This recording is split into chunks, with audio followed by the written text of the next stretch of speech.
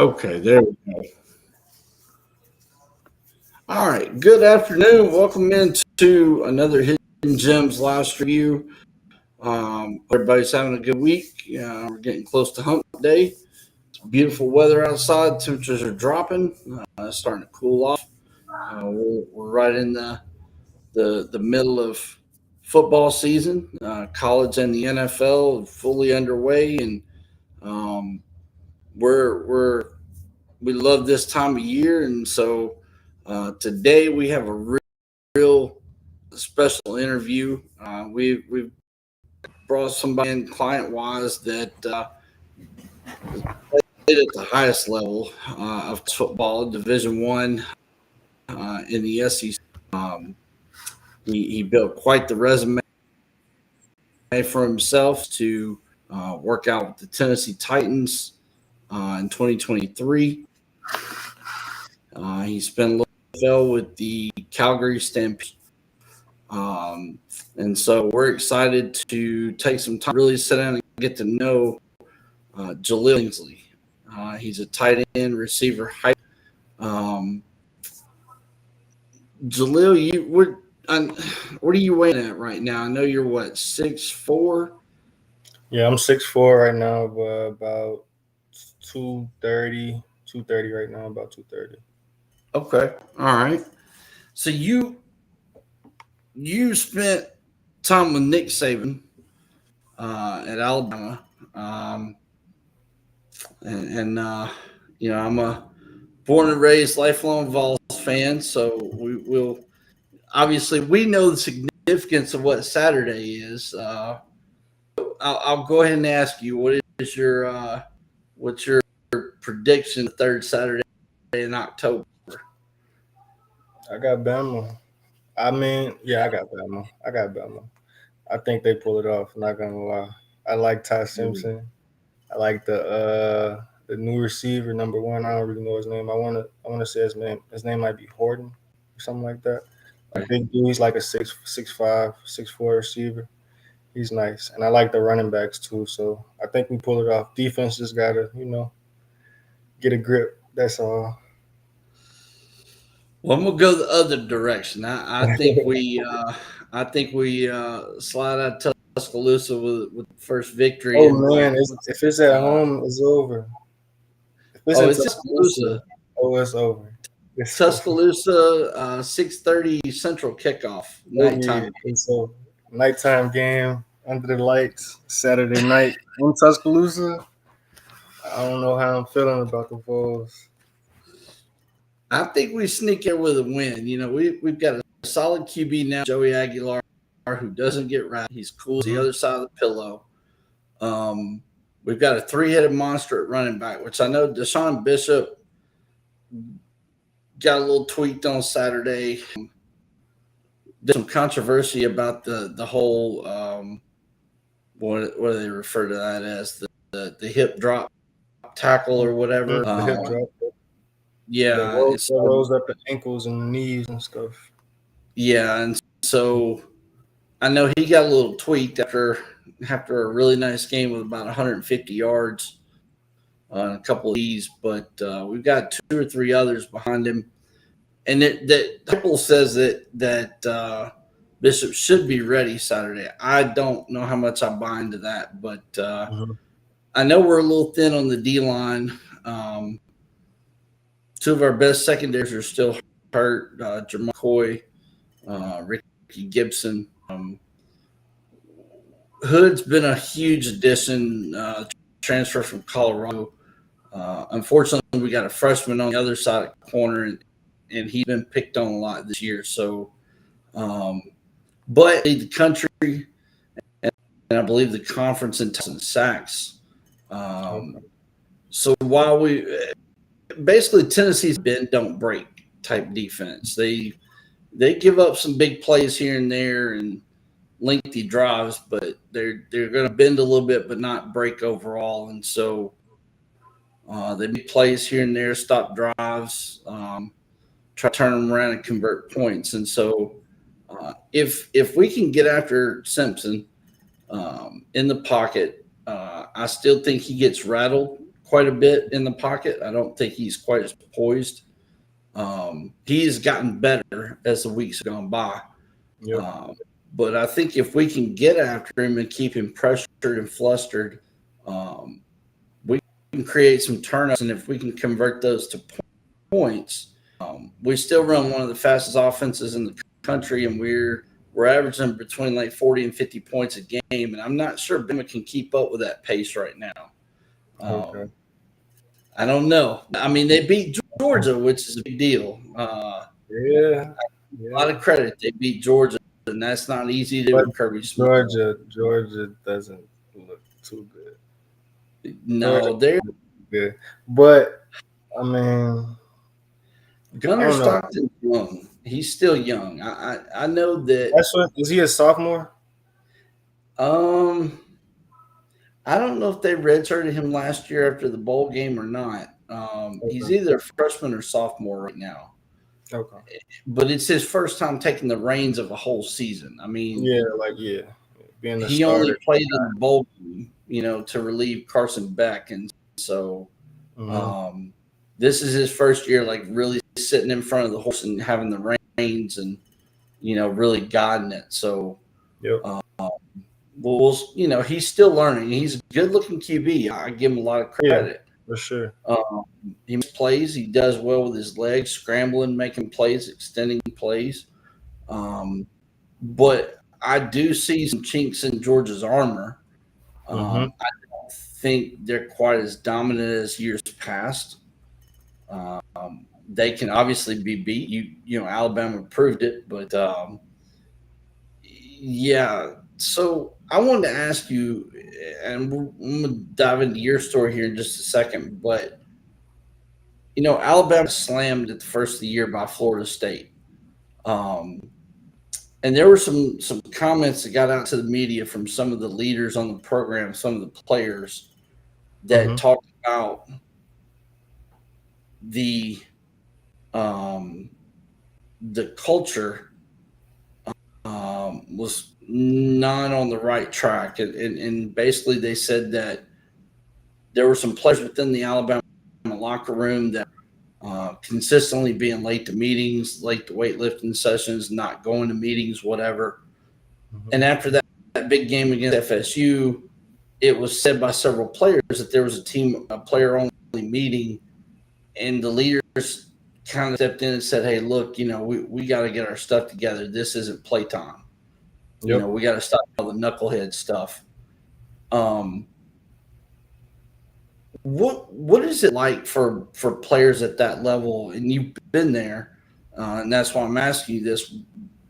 What is it like for players at that level when you have a coaching change that leads to a culture change, like you would say Nick Saban going to Kalen DeBoer? I mean, you go from strict, structured, militaristic dictatorship type leader Mm-hmm. to more of I want to be a player's coach leader.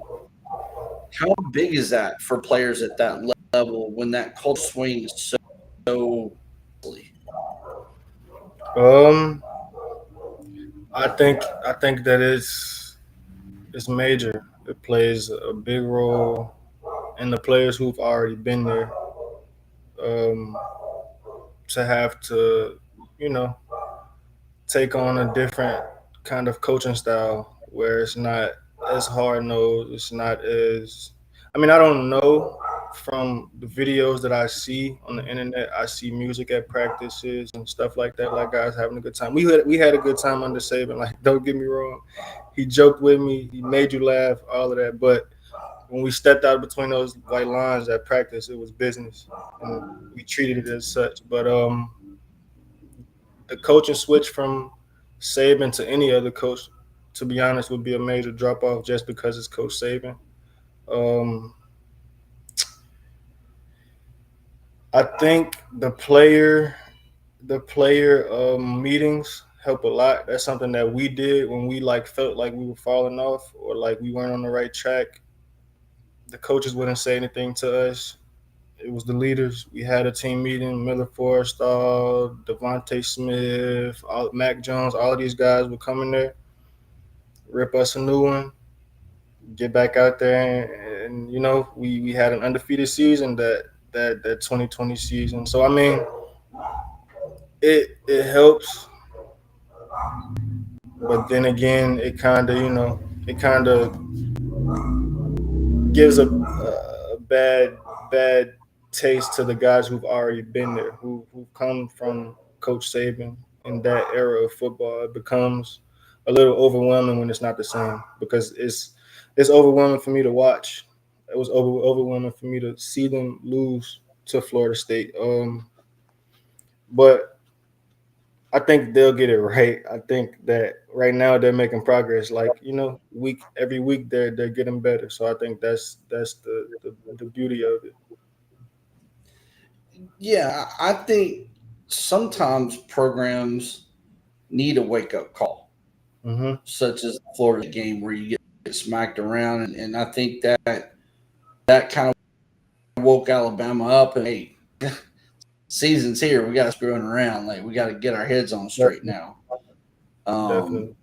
I think sometimes that's needed for teams. Hmm. You It know, is. It is.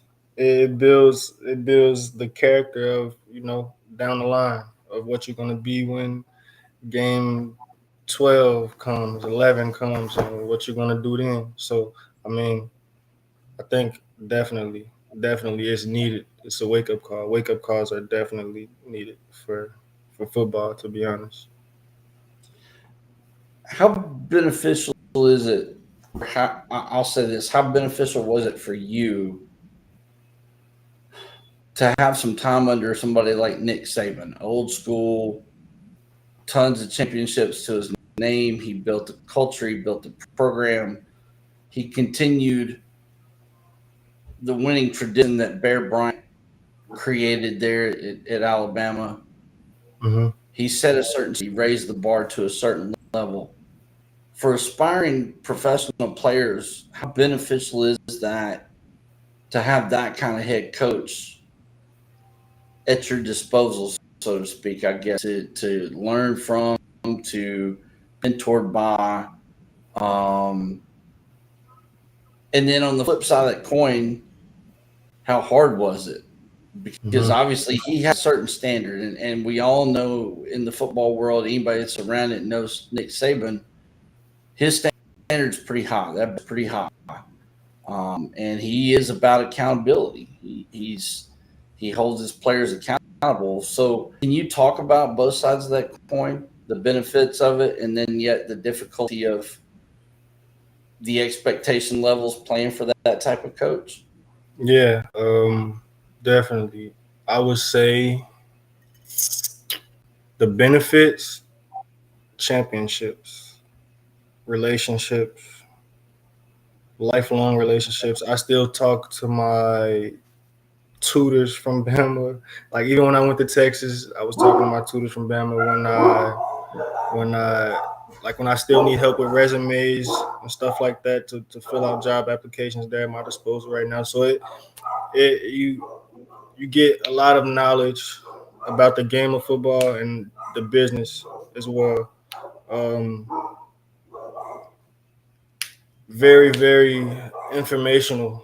Once you first get there, is you get a plethora of things to learn about as you go, because everybody's goal is to make it to the NFL. But if you don't really know what it takes, or what you know certain things to do to make sure you qualify to be at that level, then it becomes hard. But they different coaches, legendary coaches. You run into so many people when you walking through Alabama's facility. I think that's the benefits, relationships, and the gain of knowledge about football. Because when I got there, I didn't know what a cover two was, what a cover nothing was. I'm not gonna lie. I come from Chicago. We don't really play. We don't really play football. Let alone really learn the game of football. Mm. We produce a lot of basketball players. So when I got there, it was a culture shock to see everybody else knowing what's going on, and I didn't know what was going on. But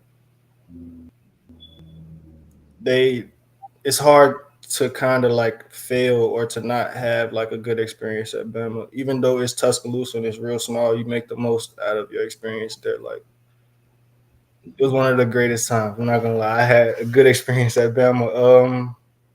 I would say probably some of the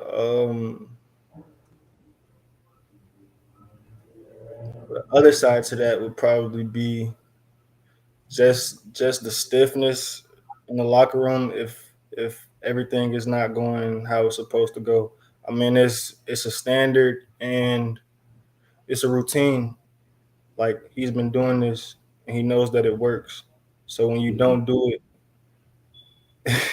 it's kind of like, why are you here? You know, it's been working. It's proven to work, and I would say that would be it. I mean, other than that, I don't really see any other like, you know what I mean, like side to that. I think that Saban, Saban and the hard nosed kind of like gritty thing was needed for Alabama football. It was good. It was good. I think both sides were benefits, but some might see it as otherwise. Well, I mean, Coach Bryant was known as that kind of personality. Hmm. Obviously that before your time, but Coach Bryant is the person that set the standard at Alabama. Right. Now he spent some time at Kentucky. He spent some time down in Texas A&M. There's a movie that came out, kind of a ESPN documentary sort of movie called The Junction Boys about his time down at Texas A&M and that boot camp style fall camp that he put those guys through. And I mean, basically, as the story goes, he damn near killed half of them. I mean, he put them through a military boot camp style fall camp, and Mhm. he weeded out all the weak people, and he weeded out all the non-committed people, and the And that's what players, it'll do. the players complained and they hated life. But if you've seen the movie, at the end of it, they have this reunion they had a reunion every year when Bear Bryant was alive, and they gave him a special commemorative ring, and those guys hugged him and loved him and worshipped him basically. And so I think that while it may be rough, if you really see the bigger picture, you understand that they're preparing you to play at the next level, but they're also preparing you to play at the very highest level you can play at in college and win championships. Like when Mhm. I mean, you've been in the the dogfight of the SEC. You understand what that battle looks like every year. Um, Definitely. I mean, you're watching it now every week. I mean, it's every week is a heavyweight boxing match between the programs. I mean, they're slugfest. Especially when COVID was in and we had an all SEC schedule every week. Every single week, don't matter if we played Kentucky, don't matter if we played Mizzou, every single week was a dogfight. And I think that's the nature of just the SEC. I don't think nothing else compares to the SEC.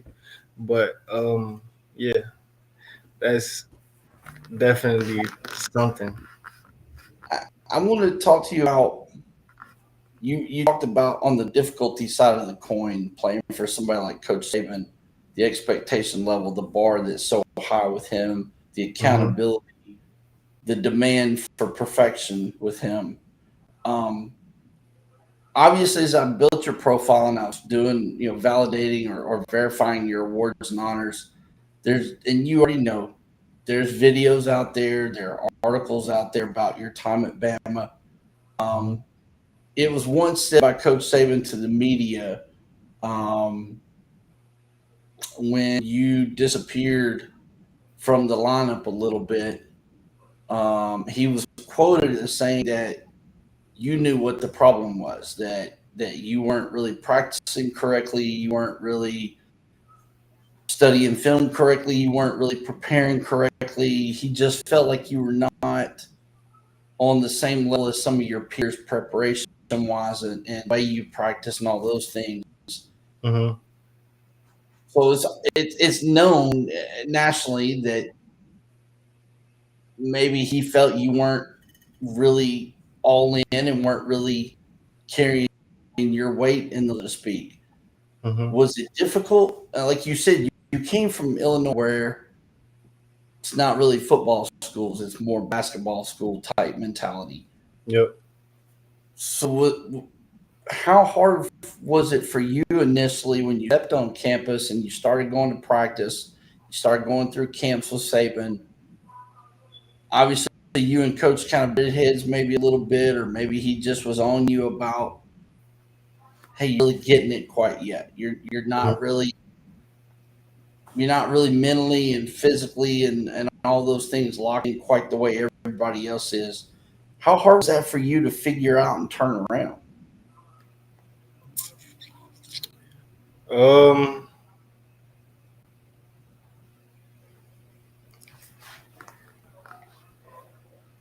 I don't, I don't know.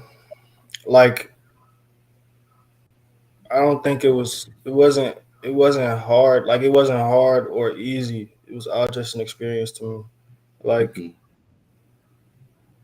Well, you talked about you didn't know what it was and you didn't know what this was or that was. mhm. Your knowledge of the game from a technical, strategical, schematical standpoint may not have been quite at the level of some other players that grew up in where football is kind of king. Um, Having a little bit of that learning curve, obviously, I'm sure made it hard at practice because maybe you didn't understand supposed to be when you were supposed to Oh be, or yeah. what the vulnerability of this defense is, or that defense is, or why we're running this play the way we're running it. So I know they say that when you first get to college, that the game is kind of fast. It's like everything is just kind of swimming. So I guess what I was trying to ask was how long before things kind of slowed down and you kind of found your rhythm and kind of like, okay, this is how I practice. This is how I need to study film. And you just kind of got in this rhythm where the machine started running smoothly again. Okay. Are you saying specifically that situation or me coming Just overall, I was just talking coming? about Okay. that. I saw an Yeah. Well. article. Yeah. Freshman. I mean, freshman year. It it wasn't hard, and it wasn't that fast. I think it was like literally it was just terminology of football, like sitting down in the classroom like it's a classroom and learning football because we never did that in Chicago. Like at the school Mhm. that I went to, Chicago, Wendell Phillips Academy, we weren't even like really necessarily a basketball school. Um, we weren't necessarily a football school. We were because we were one of like the few public schools, Chicago public schools, to win like a state title, which I wasn't there for, but I did end up winning one my junior year. But um, yeah, I think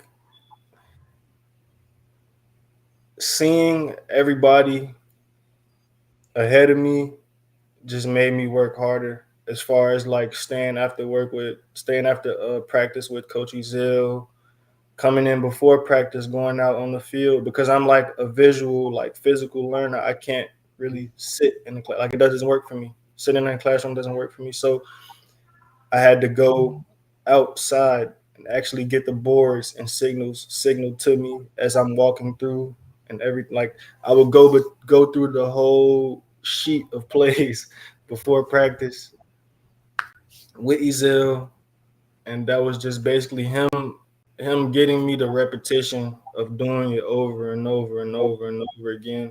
It became like clockwork. Eventually, I didn't need him to yell the play off the sideline. I just looked at the board and I got it. And if I didn't get it, I can ask a question to somebody that's on the field with me. You know, I had leaders around me: Devontae Smith, Jalen Waddle, Miller Forrestall, Najee Harris. I had a plethora of guys who would just help me out. So, especially like my sophomore year when I had like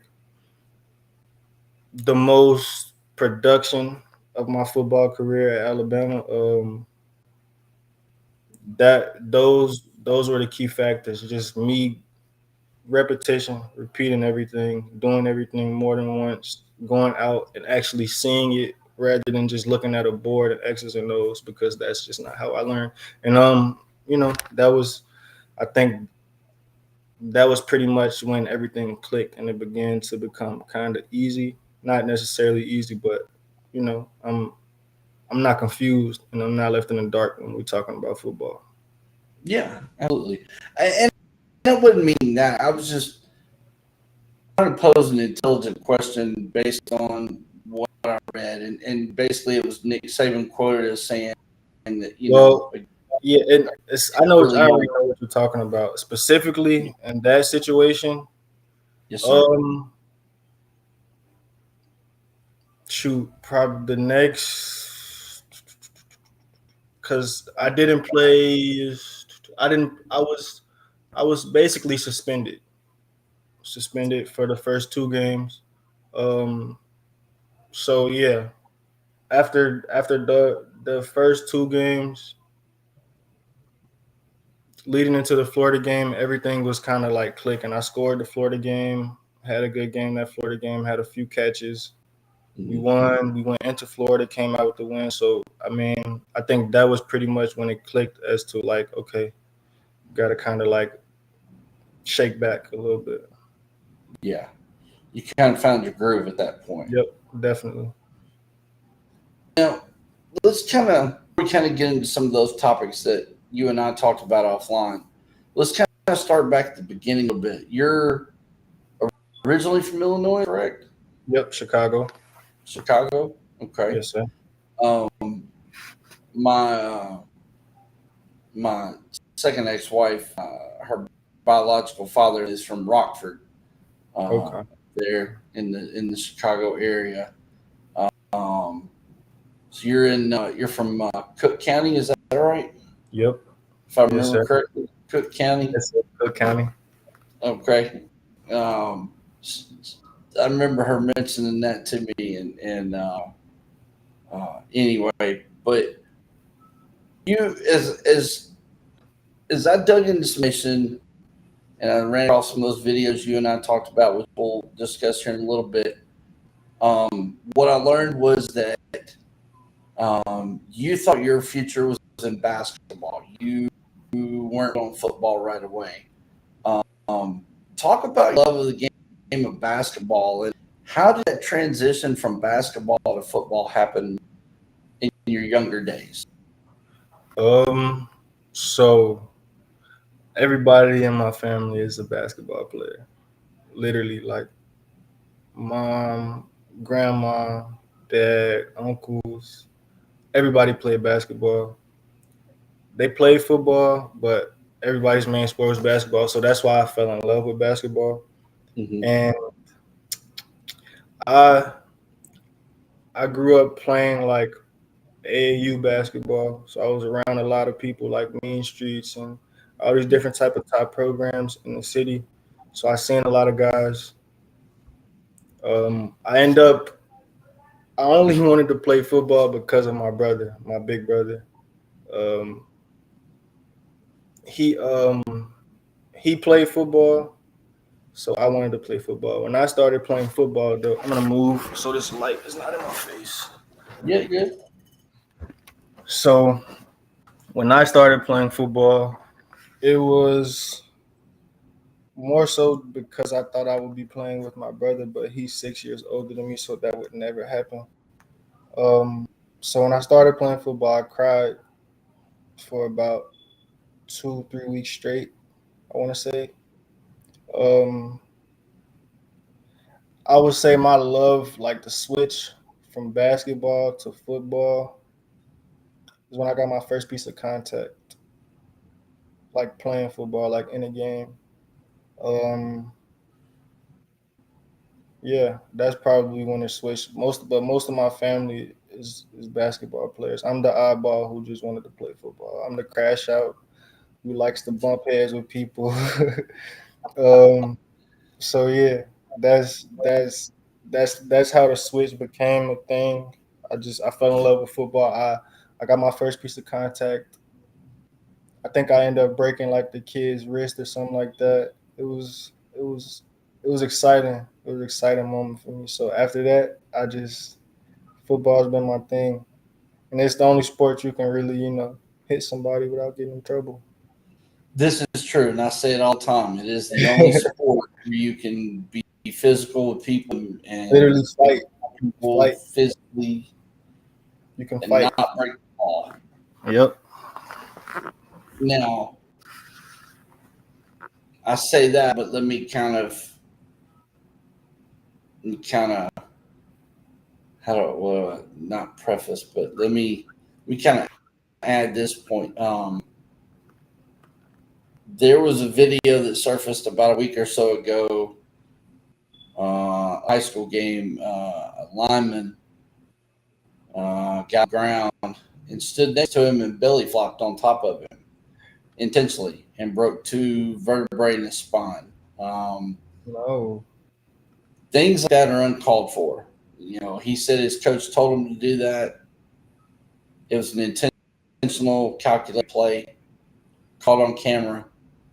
Mm-hmm. Um, things like that, there's no place for in the game of football. But within the confines of the game, you can hit people and be physical and physically beat up on people without going to jail or breaking the law. Definitely.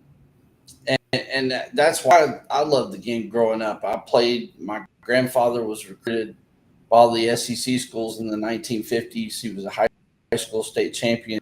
Um, Up until 5 years ago, he was one of the last living members of my high school's 1952 state champion team. And the significance of that was that my high school didn't win another one in 2010 when a guy named Shaq Mason helped lead the team to a championship. And Shaq went on to play college ball at Georgia Tech and won a couple of Super Bowl rings with Tom Brady and the Patriots, and Okay.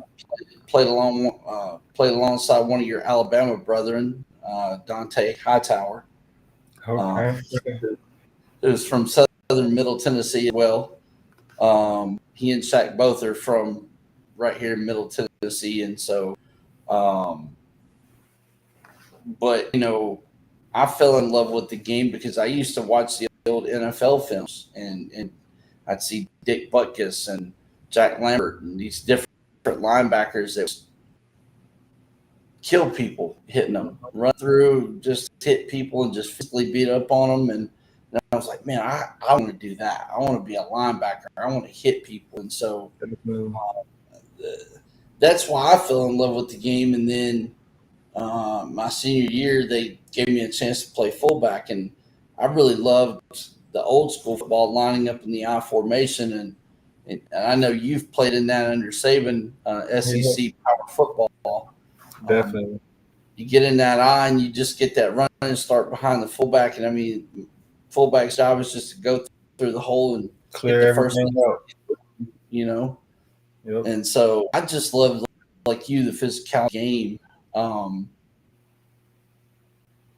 learned that is it your uncle or your cousin? Which one was it? My cousin. Girl. Was the best basketball player at Tulane in Tulane history, if I understand correctly. Mm-hmm.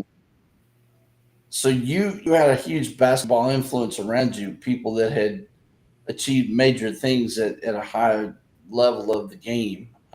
I want to ask you, I normally save the kind of fun questions for the end, but because we're talking about you being from Chicago, obviously there's only one basketball player that even matters in any discussion when you talk about the city of Chicago, and that would be one Jordan. So I have to ask because my son's mother, my Michael second, Jordan. yeah, MJ. That's the only one anybody talks about in Chicago. Well, you're Derrick young. Rose. I forgot you're young. That was before Derrick your Rose. Derrick Rose is more influential than Michael Jordan. I'm gonna let you know that right now in Chicago. But we Before, love Mike. We love Mike. Everybody does, but he don't compare to Derrick Rose at all. what I was going to ask you, because my son's mother, my second ex-wife, spent her time at St. Vincent St. Mary High School in Akron, Ohio. Mm-hmm. She was a student athletic trainer for one, um, as I refer to him, LaFlop James. I mean LeBron James. Um, so in Chicago, would it be MJ over LeBron, or are you a LeBron over MJ person? If You're we a talk basketball about guy me, also. Huh? me specifically, I like Bron over Michael Jordan. But I only say that because I never seen Michael Jordan play. Like if I was in that era to watch him play, and I grew to watch LeBron James, maybe I have a different opinion. But I Mhm. think LeBron James the best basketball player to ever touch the court. If I'm being honest. So Mm-hmm. I I don't like if you place LeBron James right now, or just let's just say prime LeBron James, 'cause that's what everybody wants to say, prime. I think in his prime still, but we're just gonna use prime LeBron James when we put him back in the 80s, the 70s. I don't think Mm. Hakeem Olajuwon could do anything with LeBron. And Hold on he, now. Hold on. he's 6'10", 6'11", 240 pounds. LeBron is 6'9", 270 pounds, and he runs a 4.4. It's very, very hard to stop that. Regardless of LeBron. who you are, if you get in front of it, it's going to be hard for Hakeem Olajuwon to stop Joel Embiid. It's going to be hard for Hakeem Olajuwon to stop Giannis Antetokounmpo. They're gonna have a hard day. I'm just letting you You know. young guys, you need to go back and watch. You need to go back and watch videos and look at I some like basketball. them. I like them guys. I like them, but they cannot. They can't tie nobody's shoelaces right now. Michael Jordan have a hard day with SGA. Mm. He have a hard LeBron day. will never. LeBron will never be able to hold Michael Jordan's jock strap, much less his sneakers. I guess if you want to bring like the championships and stuff like that, if that's what we're talking about, you know. But if we He's a just great talking about player. the overall basketball player, Mhm. I don't think he's. Great player for his era. He's a great player at his position. Mm-hmm. He's a flopper. He's a whiner. He's soft. Um, he's done a lot of great things for his community. I give him a lot of credit for that. When Mike was playing, they was clotheslining people. That's not basketball. Hey, that was the more physical era of basketball, and it was real. Yeah, I guess. They You they say had the Detroit Pistons had what they called the MJ rules. If I he's think I. basketball, somebody better level him, no matter where he was at on the court. Yep. That's why he was scared of him. They were scared of him. They didn't want him to score. So the only thing they could do is be physical and beat up on him, try to keep him Yeah, away from the goal. definitely. Um, no, I just was curious because you're a basketball person at heart. I was curious what your opinion was, Oh yeah, and I respect that. I do. yeah. You're a young guy, and all you know is this younger era of basketball, and um, I'm a little bit older, and I grew up in the '80s and '90s, and I watched Dikembe and Jordan Bird and Mars and Thomas, Isaiah Thomas, and Dominique and Spud Webb. I mean, just all the people from that era. Hmm. Magic Johnson. I even know quite a bit about Kareem Abdul-Jabbar and Bill Russell a little bit before even my time frame, but I always studied sports and been a huge sports nut. And so Yep. uh, my mom used to say I was a walking dictionary of useless sports information. So that's been my thing. But no, LeBron's got a lot of huge pluses to him. I just think if you really study Jordan and all his accomplishments, you'll see that while LeBron is close, he's not quite there. Yeah. I've But had this.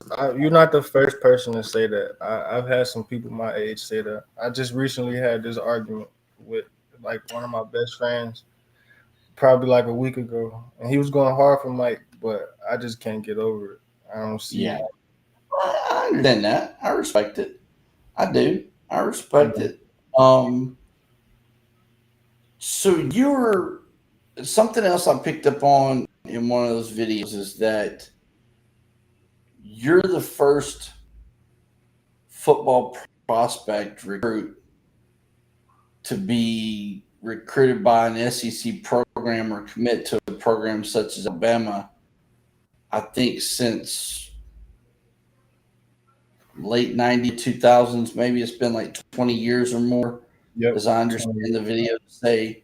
Um, how big of a deal was that for you to know that you're one of the first kids from up north to get recruited by a program in the South or the SEC, a place with the stature of Alabama, and be offered a scholarship and be the first one in potentially over 20 years? How big of a deal was that for you? It was major.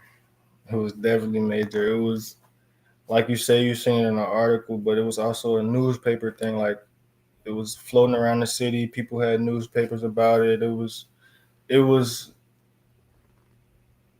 different. Like the recruiting process, I don't I don't really like it. I liked it because I would be able to go to school for free, but I think that it was influential to other people around me, like my little cousins, who's now at Temple. She has a full Mhm. ride volleyball player. Like, you know, it's I think it helped other people around me know that it can be accomplished because not a lot of my people even went to college, let alone Mhm. graduated or did anything like that. So, and the fact that nobody had to pay for me to go, it was that was something I always like told myself. I even told my mom that when I was like a young boy. I remember it, like probably like 10 years old. I told her like, you know what I mean, like. Granted, my dream is to make it to the NFL, but I know for sure college you won't have to come out of pocket for anything, and I kept my promise. So that was a big thing for me, especially being one of the few in the past 20 years to commit and go to one of these schools or even be recruited by one of these schools. But it was definitely an experience. It was great. It was I think it was very influential to the people around me and like my peers that were my age or even a year younger, 2 years younger, that it can be done. Um, and I think that's really what my school, my high school, like really stressed as far as like going to college, like getting scholarships and making sure that you don't have to come out of pocket or your parents don't have to come out of pocket and pay for anything or that you're not in debt once you leave college or anything like that. So it was it was big. It was real big for me and it was real big for the city of Chicago. Talk about your recruitment initially. As I understand it, Alabama was kind of late to the Mhm. party. They were kind of the last one party, so to speak. Yep. Who was recruiting you? And I'm getting the. We talked about these different reporters in those videos, and that they didn't necessarily have sources close to you or to the program to know about certain events and different things going on. Hmm. So with Interviw, I'm getting the added benefit of I'm going straight to the horse's mouth. What's were recruiting you initially? Like, what was the interest level in you as a football player? What all programs were coming at you and offering? So I was a 4 star coming out of high school. Okay. I had a few different schools: Bama, Penn State, Florida, Ohio State, Michigan, all the big schools except for like really like the kind of smart schools. I think the only schools that didn't offer me were like Northwestern, Notre Dame.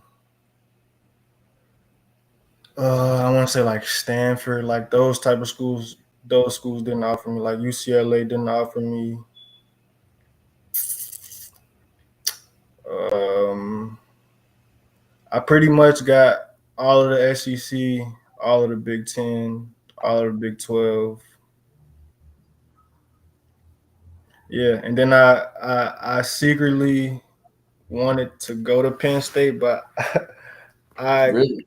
yeah I did. Me and my mom, she was devastated that I didn't go to Penn State. She really wanted me to go there. She fell in love with Coach Franklin and Bowen and all of them guys. Um, Wow. so Okay. yeah, I I secretly wanted to go to Penn State. I I secretly committed to Florida when I was Wow. like at the end of my junior year. I made a video and everything. I just never put it out. Um, I end up going to like those are my top schools: Penn State, Florida, and Bama, and Illinois just because it was home. Yeah. I don't think I've Okay. ever. I Now that I think about it, I probably should have went to Illinois,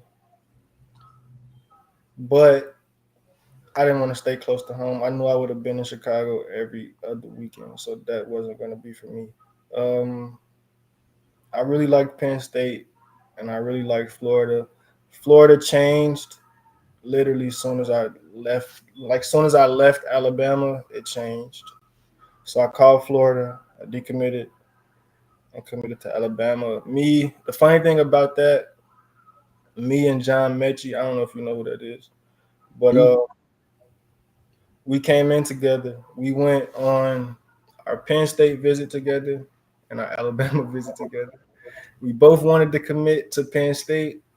We both committed to Alabama. We committed to What? Alabama on the same day. Like literally the day that I committed, I called him. I'm like, "What you doing?" He like, "I'm already gone." I'm like, "Me too." We hung up. We both put out our videos that same day and everything. It was like, "All right, here's where we going." So the recruitment process was wild because I was like, sometimes I wouldn't even go to class. Like it got so bad like that four schools would come in, I get offers, like two offers, three offers, whatever the case may be, and then three, four more schools come in. So they would just keep me downstairs in the office. I wouldn't be able to go to class. So it kind of got bad. It kind of got like overwhelming. Yeah, I would say is when it, especially once Bama came and all of the other schools like that didn't offer wanted to offer now. So yeah, it was an experience for me.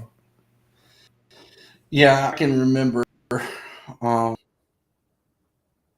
about 8, 9 years ago. I was in North Carolina to a high school, and it was about the time I started building hidden gems.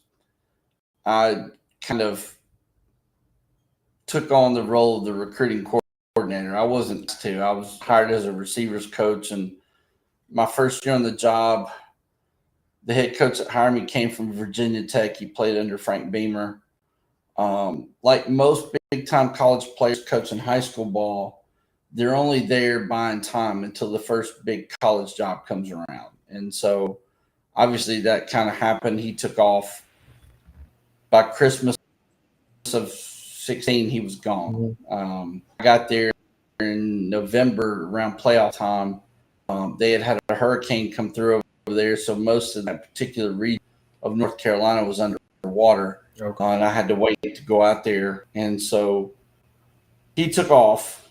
Our OC Division One ball up in I think Western Michigan, Okay.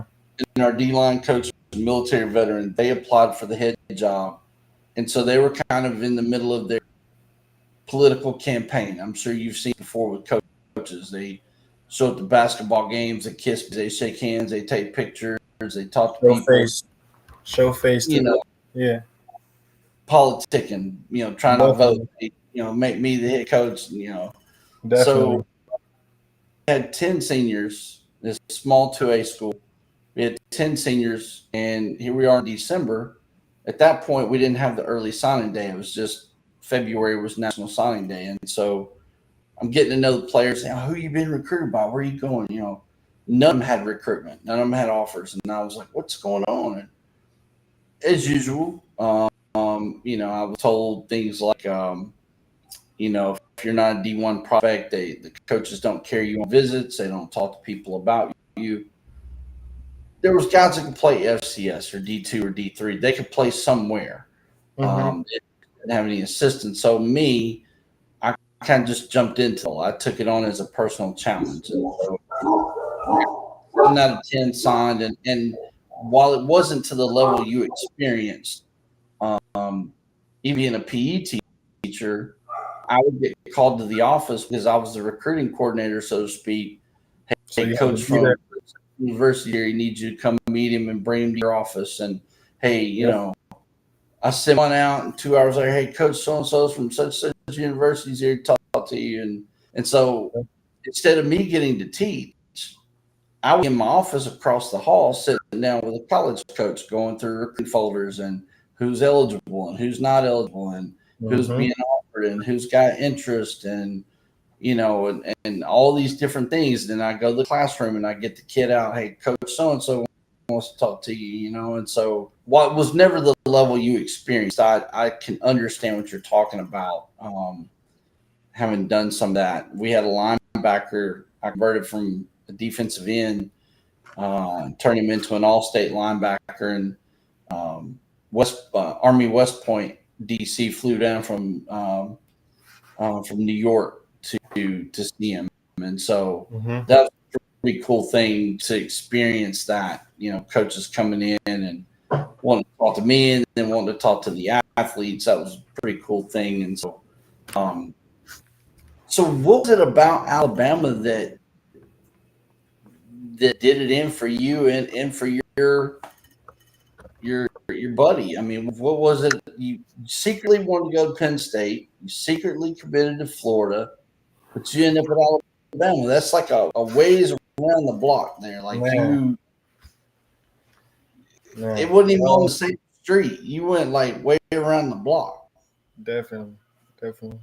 Um, so my family is originally from Selma, Alabama. Okay, all So right. that played a role in why I chose Alabama, being that I have a lot of family in Alabama, and it just kind of felt like home in a sense. I don't, I don't really, I don't know how to explain it because it doesn't look nothing like Chicago, but But your um, roots are in the South, is what you're saying. yeah, yeah. So that, and then my grandma passed. It was my family's from there, and then I got there and I got to talk with Irv Smith, Mm-hmm. who was a tight end there at the time. Um, I seen a lot of receivers like Jerry Judy, all these guys that I like watched on TV, on YouTube. They were in my face, and I would be able to be next to them next year as a 17-year-old, 18-year-old kid. So it was that, and then who doesn't want to play for Coach Saban? I mean, I will. especially when you get there and you're in his office and he's showing you all these rings, these Mm-hmm. players that he's pushed through the NFL. Then you walk down the hall and you see everybody's jerseys on the little like canvas thing. So it was kind of hard to deny going to Alabama, especially if you have a chance to go there for free, like no cost. I felt like it was an opportunity I really couldn't pass up. Not saying that like it's no knock to Penn State, it's no knock to Florida because I committed to Florida, and I think Penn State probably would have been the best option for me had I went there. I'd probably be in the NFL right now. But Mm. um, I like when I went there. I watched them practice. I like the competitiveness of the players and just how every day when you come in there, it's a grind. It's work. It's like a game at practice.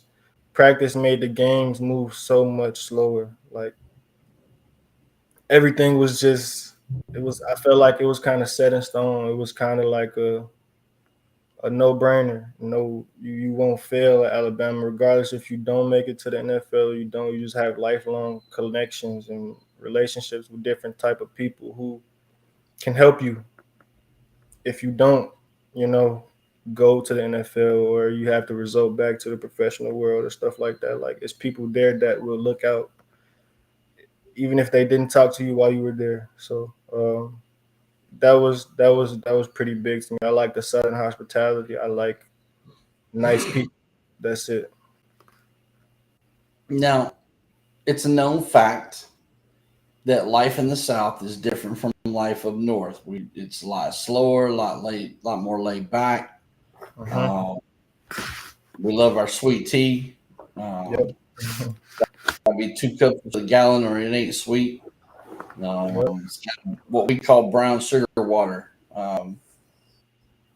Language is a little different. We use a lot of funny words. Hmm. How long did it take you to adjust off the field to just the Southern culture, not the football culture, but just Southern culture? Okay. So me being from Chicago, like granted, if you're walking down the street and it's an old, like elderly person sitting on the porch, you speak. Mhm, You do stuff like that to elderly people, not to everybody. mhm. So when I got down south, it was kind of like a culture shock. It was an adjustment based off how nice people were. If you get what I'm saying, like it was kind of like confusing. Like, bro, are you nice to me because you just nice, or is there something like underlying? But I think it didn't really take too long for me to understand, like, oh, this is how they are. Like everybody's like this. So a So what you said is you thought we were weird, is what you're little trying to bit, say. a little bit. I'm not gonna lie, a little bit. I did. I was like, bro, why is everybody talking to me? Like, I'm walking to campus, like even like the people, regular people on campus, you don't even know, they'll speak like, "Hey, how you doing? Hey, how you doing? Like, how you doing?" Like, I'm like, bro, why are you talking to me, bro? I'm in a Chick-fil-A line and you're talking to me. I don't know you, but I'm gonna hold the conversation because I know where I'm at. And it became like easier, and it became like something that I kind of adopted. Like now, I say yes, ma'am, no, sir. Like it's like that's just what I do now. So it's I think it's a good thing. It wasn't bad at all. I think it didn't take a long time for me to adjust to that because I started using some of the lingo stuff like that. So yeah, We, it we wave at everybody just because we just yeah, being nice. That's how we were yeah, taught. We speak. That's what we were taught. Just to be nice and speak. uh, Don't seem standoffish. yep. And that's the complete opposite here. Nobody, everybody. If you walk downtown, nobody will even look at you. Nobody would talk to you. Maybe like the homeless people, and they like probably the meanest people out there. So it's not hospitable in Chicago. It's very much stiff, So how very was it the first time riding down the road and people just wave at you for no reason? Like, weird, weird, weird. I'm like, bro, like you don't even know my car, you don't know me, but it's because like might have an Alabama football shirt on or something like that, and they might notice that, or you know, it's just be Mhm. small, tiny stuff, and then it's just just like you said, that's just how y'all would talk. Like that's just the things Mhm. that y'all do. Yeah. The waving thing, my stepmom had a Jeep Wrangler not long. And there's this whole Mhm. Jeep culture in the Jeep world. When a Jeep goes by, it's supposed to wave. It's just Jeep courtesy, Jeep Mhm. custom. Um, the ducks, the plastic Yep, the ducks. ducks that they put in the windows. Yeah, you're supposed to duck Yeah. each other, and so waving at people is just kind of the same thing. It's just part of the culture. Um, so I'm curious, what was the funniest Southern word, term, phrase, lingo that you heard that you were just like, what in the world are they saying? Like, what in the world does that mean? And what was one of the first things that got your attention? Um, I can't really pinpoint it.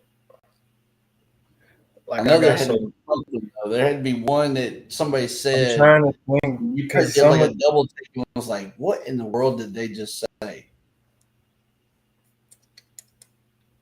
Because I know when I was in the Marine Corps, I can't really they, say like a specific thing, but like okay, Florida people, they talk like they got a mouth full of water or like soap or something. Like well, it's just like the dialect. They just I don't know, but I mean that was probably like the biggest thing was I the don't really Florida. consider Like Florida part of the South, though. I was just We about to don't say that really, too, but I would say the Louisiana accent. Like I've heard it on camera, but in person is way worse. It's okay, way so worse. I don't. Coach Ed Orgeron, Hmm. how hard is it to understand Coach Orgeron when he talks? Very. I don't know what he's saying, bruh. Me, my parents, all had a hard time like trying to understand him. We didn't understand him, and I had an offer from LSU. I couldn't understand what he was talking about. Like, That's one of those people you just agree with, whether you know what they're yeah, saying. whatever he says, you just say, yeah, of course, Yep, you're just like, of course. yeah, yeah, that's. Yeah, You walk definitely. off, you're like, what in the world did he just say to me? Like, I have not a clue. Don't have a clue what he said, but sure it was a good Yeah. conversation. Oh yeah. So okay. So I know you've heard y'all. Hmm. Um, I'm sure you've heard yunt to because we don't say do you want to. We say yunt to. Never heard that one. You never heard that one? Oh, Never. you ain't spend that. You need to come back down to Alabama and spend more time in the South. So if we ask you a question, if the question was had to do something with do you want to whatever, do you want to go to or do you want to go to this movie with me? Mhm. Typically in the South, they don't say do you want to. It's usually a combination of the three words, and All it's together. don't to. Yeah. Yeah, don't to. You want to go to the store with me? Okay, okay. I've heard that. I've Hey, I'm going to Katie's. You want to go with me? Yep, I've heard that. I've heard that. You See, you said don't say Captain do D's. you want to. You We said just kind Captain of D's. we Is just that what mix three you together, mesh it all together. said? Okay. Or Okay. Jeff Foxworthy, the comedian, always talks about finna. We Finna. don't We say say that up here. We say that up we here. don't say fixing to go to the store. We say we're finna go to the store. Yeah. Yeah. We say that. Oh, do you? Okay, I Yeah, wasn't we sure say if y'all that. said that there. We got like okay, now the crazy thing is like I've heard that's probably why I can't really pinpoint like certain pieces of lingo that you guys have because it's kind of like it's similar. Mhm. Not gonna lie, like it's very very similar. It's just the twang and how y'all say stuff. But Yeah. the lingo is very, very similar. Like when I talk to people down south, they almost think I kind of like come from down there, but it's just because my accent, like I sound like a Chicago dude. I sound like I'm from the city. So they know like they'll like I had my ex-girlfriend, she like before she knew I was from Chicago, she thought I was from Alabama. But it was Really? like a lot of people in Chicago come from Alabama or Mississippi or something like that. Like so it's very similar. A lot of the words that you're saying I've heard my grandma say, like um what was the one word, like stun, like I ain't stun you, like stuff like that, like that stuff that I Yeah. heard coming up, but I don't know what that Yeah. means. I don't even know what combination of words that is. I don't even I don't know. But I'm trying to think Yeah. because I had another one on the tip of my tongue. Anyways, whenever that comes back, I'll let you know because we the lingo is similar. Like I've heard Yeah. people say stuff and I'm like, okay, I've heard that before. But it's just how you say it Yeah. that makes it a little different. Yeah. We have some funny things that we say sometimes, and people look at us like we're crazy. Um, so if you spend time down here, have you had like frog legs or any kind Nah. of crazy food, southern foods that you were introduced to, or Alligator. alligator? But I don't think So, that's really like that's not too crazy. so do you know the common theory in the South with all meats, whether it's rabbit, squirrel, deer, gator? You know what the common theory is? Our theory down south. Why? Everything tastes like chicken. Yeah, it does. Doesn't matter if it's deer, rabbit, squirrel. Tastes like chicken. Tastes like chicken for sure. Gator So definitely tastes like chicken. somebody said, well, "What does turkey taste like? Tastes like chicken." What does rabbit taste like? Tastes like chicken. It's like chicken. I even heard some people.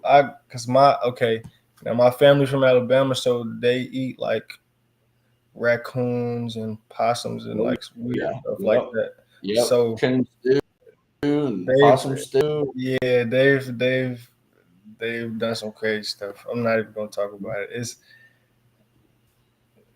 down south is weird, but I like it.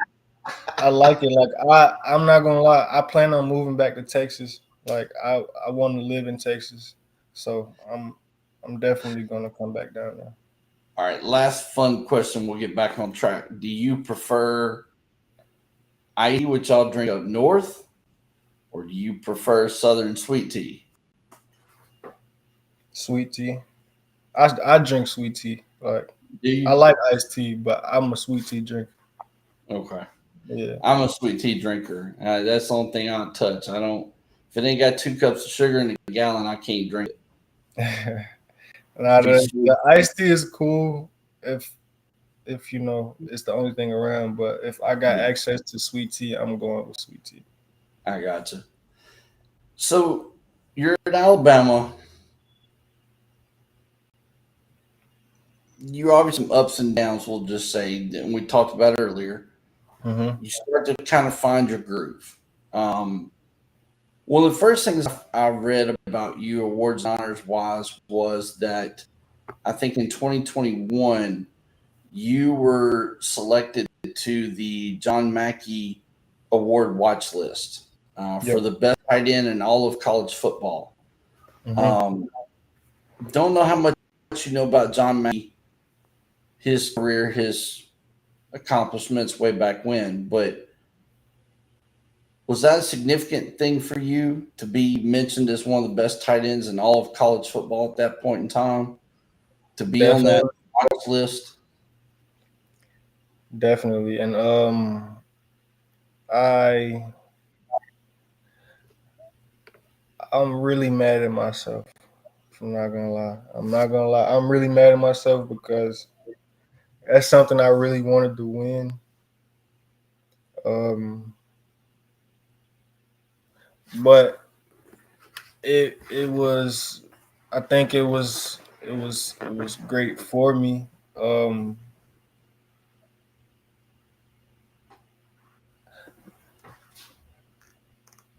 I think that I was like able to, if I was able to,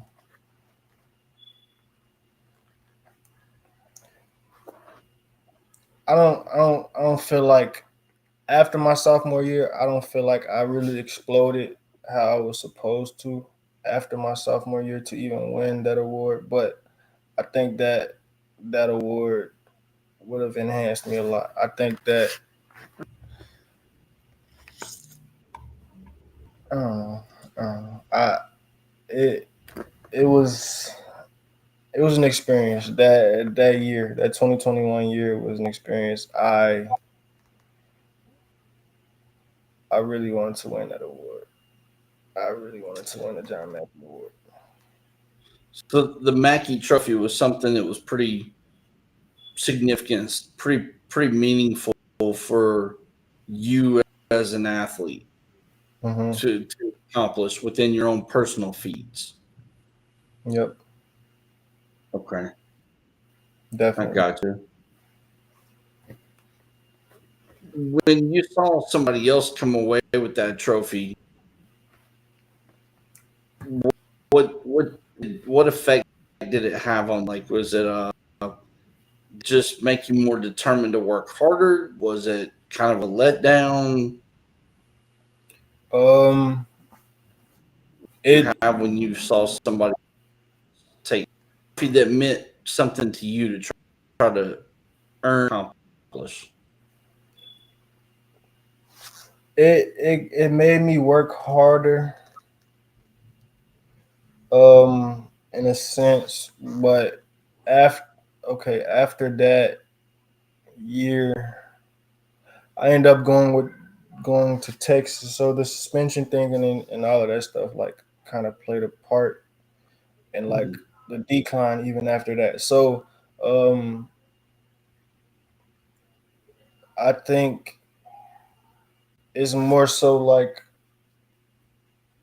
it helped me grow and like work harder, but I was kind of disappointed with myself more so than anything. Um, was probably kind of like put me in a depressive like state. So I think that, you know, me seeing somebody else walk away with it wasn't really like as devastating. It was more so that just I didn't walk away with it. It wasn't really like seeing anybody else because I'm happy for anybody who, you know, wins those type of awards or even like acknowledged to be those type of great players for those positions or whatever the case may be. But I was more so disappointed in Jahleel because I knew that I should have won that, or I should have been a finalist for that award or something like that. It could have went differently than how I narrated it. So you also a preseason second team All SEC selection that year. Yep. Um, so you were starting to kind of come in on your name was starting to become well known throughout the college football world. Hmm. Um, and then in 2022, as I found out, there's several accolades there. We'll get into that in just a second, but because I want to touch on something that you just mentioned. Hmm. Um, I called you and we had a conversation offline about, I saw those videos and had read several articles as I was verifying your awards and honors um, that talked about a suspension. And I asked you what went on with that. And you and I talked offline, and I told you this interview and let you tell you that story. And we talked about those reporters and that, one of them, which we won't mention name, but one of them obviously published positive things about you previously. Yep. and then something negative happened. They did a 180 and everything was negative about you. So I want to give you the floor to explain your side of the story. You were suspended for a total of 6 games, which you explained to me happened at Alabama. Yes, sir. You transferred to Texas. Sarkisian said, the suspension is going to be upheld here, or the university or the NCAA, whoever, said it would be upheld there. Can you talk about and explain what really happened that suspension? And was it as negative, or was it that? I'll just say it this way. Some of the videos we talked about titled things like the player that threw his career away, or he ruined his career. Was it something that kind of a self-sabotage where you really did ruin your career, or can you just tell the story and kind of explain how it all played out, what it meant, how much of it was your fault, just kind of talk about the whole story. Um. So, like you said, the 2021 season. So it stems all the way from 2021, like the beginning of 2021. I would say, um, just personally for me, we had a coaching switch of our offensive, basically the whole offense. All of our offensive coaches left, except for like maybe one, I think. Um, Coach Sark left. He ended up going to Texas, and that was who I had most of my success under. Um, me and O'Brien, we we got along outside of football. Like when it came to football, we just didn't click. So, um, leading up to the national championship game of Georgia, the NCAA drug test comes about, and I failed. I failed for Adderalls, not marijuana, not any of those other things, but for So Adderalls. And no hard drugs, cocaine, no, sir, no, sir, heroin, no, sir, ecstasy, no, sir, marijuana, none of those things. none of those things, none of Okay. those things. And in fact, the Adderalls that I were taking were from a former teammate, and everybody on the team would take them. Um, I mean, as you guys know, Adderalls. I don't know if many people know about Adderalls or what they even do, but it was kind of just like a focus thing to me. Um, I take them on Saturdays, and we just be locked in, ready to play. I mean, it wasn't. I don't think it enhanced my game. I don't think it made me better. Like before, like it was just like a thing that just kind of happened. Like, yo, bro, you want to lock in better? Take one of these, and that was really what it was. After leading up to the suspension, um, like you said, it followed over to Texas. Um, well, we might have to just go all the way back. I had, I had at Alabama, I had 2 deaths. I had a cousin that died, and I had one of my best friends commit suicide. So Okay. I was able to go back to my best friend's funeral before A Day. I don't know if you know what A Day is. A Day is like the red and white scrimmage that we Yeah, the had. spring. Yeah, the spring game. So um, we had that, and I tried to miss that game in order to go back to my cousin's funeral. They didn't let me go back to my cousin's funeral. So me being young, 20-year-old kid grieving, you know, I became distant from my team and just, being a team player based off of, that situation alone. And then the COVID thing comes and the vaccination, and I'm not really trying to get the vaccination at that point in time. So they're kind of like forcing it on me, and I still end up getting it. But that was another thing in itself. I end up so before the Miami game, 2022, 21, um, I they gave us a break, like a 3-day break to go home or wherever the case may be. But the rules were if you're not vaccinated, you really can't leave Tuscaloosa. But I knew some other players who did not get the vaccine who left, and nobody called for them, nobody checked for them. Maybe it's because I was growing, coming to like one of those like key players. Maybe that's why they were looking for me on a Saturday. But anyways, on that Saturday, I ended up in Atlanta. Maybe 3 hours away from Tuscaloosa. I ended up in Atlanta. They called me. I knew once right then when the person that was calling me that I was in trouble.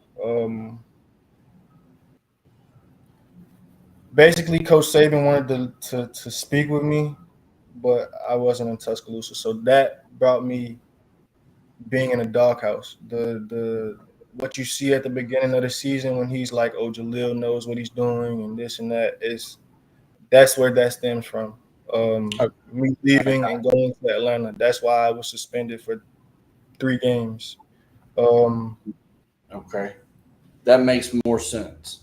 yeah. So after that, the NCAA thing comes about, and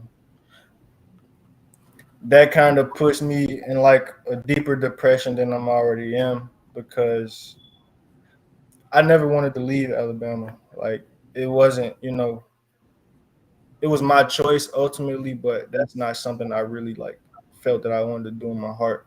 But I feel like it was the best choice for me, being that I wasn't getting the same type of production that I was before.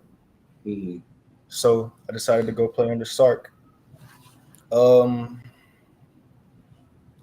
After that, really the suspension starts to happen. It, being in Texas, uh, new city, new team, new players, new everything basically, and I'm kind of like the old head on the team, and I'm not as talkative. So, I mean, I'm a leader, but I feel like I lead with my play, my actions, and stuff like that. So it was kind of hard for me to gel with those guys. So then it became like, you know, Sark and Coach Banks were kind of like trying to get me through it, and it was a slow grind depression thing, and then it became that I was just kind of like over college football and being young, 20-year-old kid. That probably wasn't the right decision to make, but we live and we learn, and I'm not here to cry over spilled milk. I mean, right now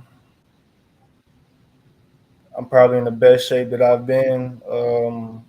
I'm I'm doing good as far as like working stuff like that. I mean, I'm just here to change the narrative. If something comes about with football right now, I'm all for it. I just yeah, that's pretty much the story. I'll keep going if you let me. But yeah, Yeah, I mean, this is your floor. I want you to tell your story. yeah. In a nutshell, that's really what it was. The NCAA suspension was for Adderalls, not weed, not cocaine, or I mean, it's they consider it a PED. Um, I was originally supposed to be sitting out a whole year. If you get banned for a PED, then you have to sit out for a full year of football. But I end up getting it appealed. Um, I got the Adderall prescription, which cut my game suspension down to 6 games. Um, but at that point, the wear and tear on my body, the depression state of just being in a new city, not knowing where to go, who to talk to about my problems, it kind of just weighed on me. So at that point, I was kind of ready to be done with college football. I wanted to be a pro. Um, and then even extending into that of me becoming a professional athlete.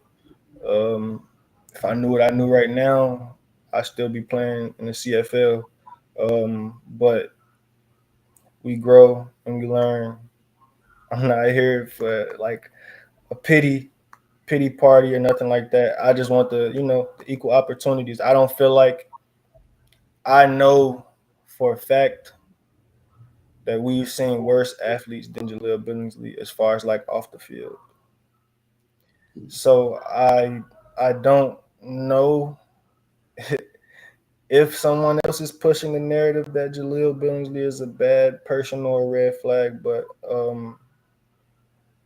I'm just I'm here to just change the narrative, whether it's football, whether it's me becoming an agent, or just helping out, doing some way, just to give back to the football world and let everybody know that I'm not who everybody tries to paint me out to be, or I'm not who these reporters try to paint me out to be. Um, I'm a regular kid. I just want to play football, and make money, and that's really, I think that's what most people in my field want to do. And I know for a fact that Jahleel hasn't done half as bad as other people. We've seen people like, and this is not even specifically talking about my guy Henry Ruggs, but we've seen people crash and kill people, and it's not talking about anybody else like specifically, but we've seen it, like people driving drunk, stuff like that, right before the draft, and they still end up getting drafted. I really don't know what I did to anybody to not be playing football right now. But like I said, I'm not here to cry over spilled milk. If opportunity presents itself, so be it. I feel like I'm comfortable with Jahleel like enough to know that if I don't play football again, that I'll make a ton of money. So um, that's pretty much it. Yeah, that's it. So I want to clarify with the summary of and kind of summarize your story Mm-hmm. there. The coach scouts, the GMs, the player personnel directors that are either watching this now, we'll see this in the coming hours, coming days. You're not a drug dealer. I'm not a You, party guy. I'm a you're not a dog party guy. guy. I play with my dogs and I watch movies. That's what Jaleel's about. I don't even play video games. Like I don't even have a game system. Like I'm so simple. It's just like I don't know. I'm very simple. Very much a simple guy. You don't go hang out with the homies and smoke weed every None of afternoon. that. None of that, bro. You're None of not that. not you're not um, getting hookups with different people or crack or cocaine or any heroin or any of that stuff. You're not that kind of person. No You sir. were going you were going a pretty hard time with deaths close to you, I've grieving. I've that's pretty much it. That's pretty much been like my whole life, and it's not something that I'm kind of like trying to bring up as like an excuse or nothing like that, because I know No. people die every day. Everybody has the things that they deal and grieve with, but the way people deal with them and take them on is different. nobody Yeah. nobody ever grieves the same. Not one person grieves the same. Like I don't go to funerals, and I don't cry at funerals. I cry when I'm alone. I do my grieving when I'm alone, when I'm by myself. I'm not the one to cry in front of everybody. That's not me. So yeah, it's yeah.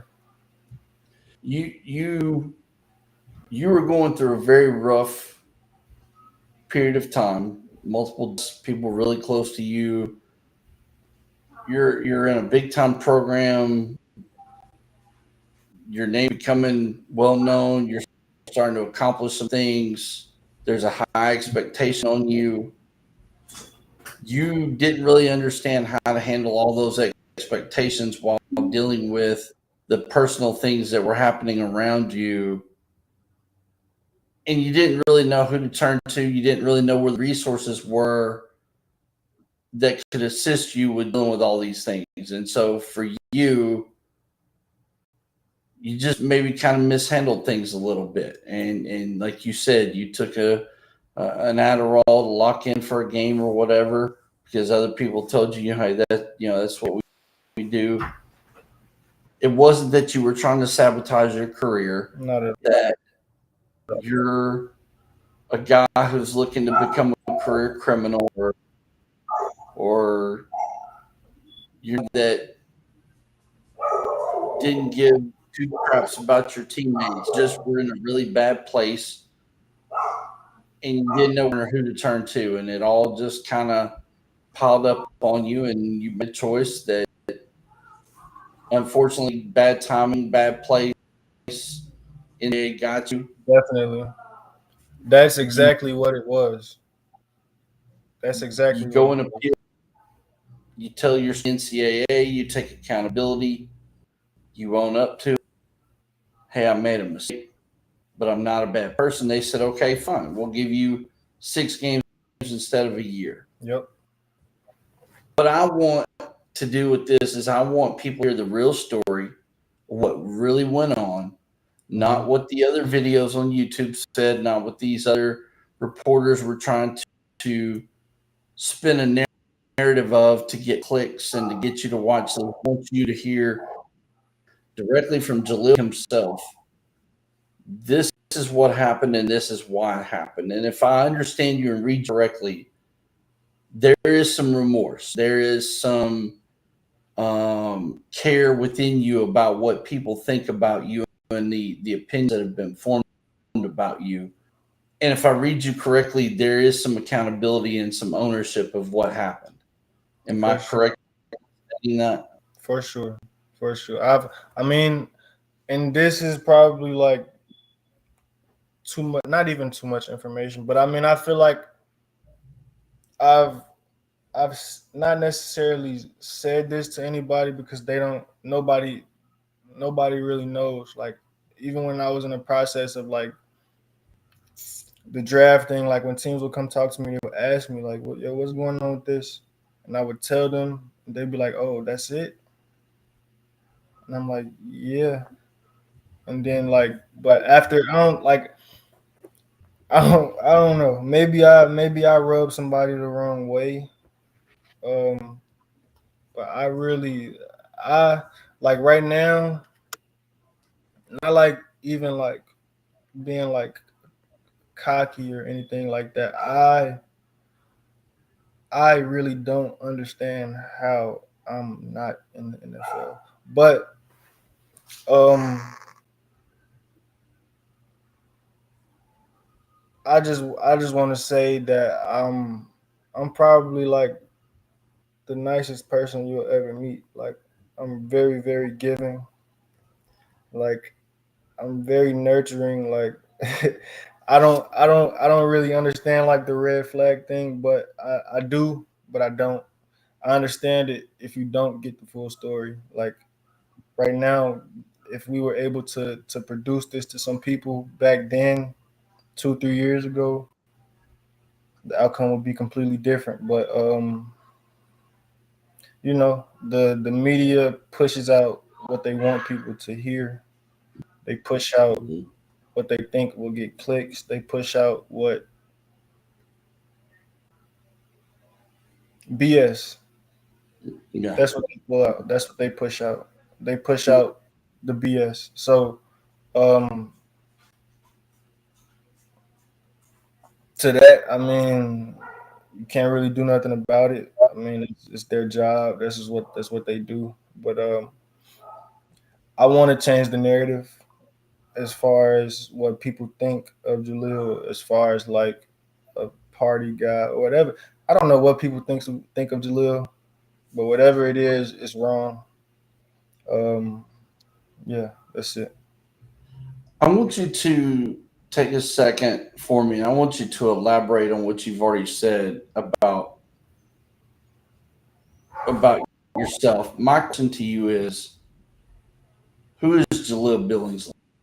And I know Jahleel Billingsley, the football player. Hmm. I want to know who Jahleel is off the field. From not emotional, character standpoint, Okay, a let me tell you this. quality standpoint, a professionalism standpoint, those kind of things. Yep, Jahleel is Jahleel. Jahleel is very, very professional. I think he's very dependable. Um, I give back. I mean, I was not too long ago. I was a top athlete. Right now, I'm a case manager at a family shelter center. So I mean, I, I'm I'm very, very selfless. Like I I care for people. That is how that for a long time. That's been me. I give money to the homeless. Anytime I see the homeless, I help out. I give food. Like this is me on a daily. Like since a little boy, since I was, you can ask my mom. Like I got $100 one day, gave it all out to the homeless for my birthday. That's me. That's Jahleel. Jahleel is caring. Jahleel is helpful. Jahleel is dependable. You can call on me when you need me. I'm real. I'm in the physical. I live every day for today. I don't look to the future. I don't look to the past. Um, that's Jahleel in a nutshell.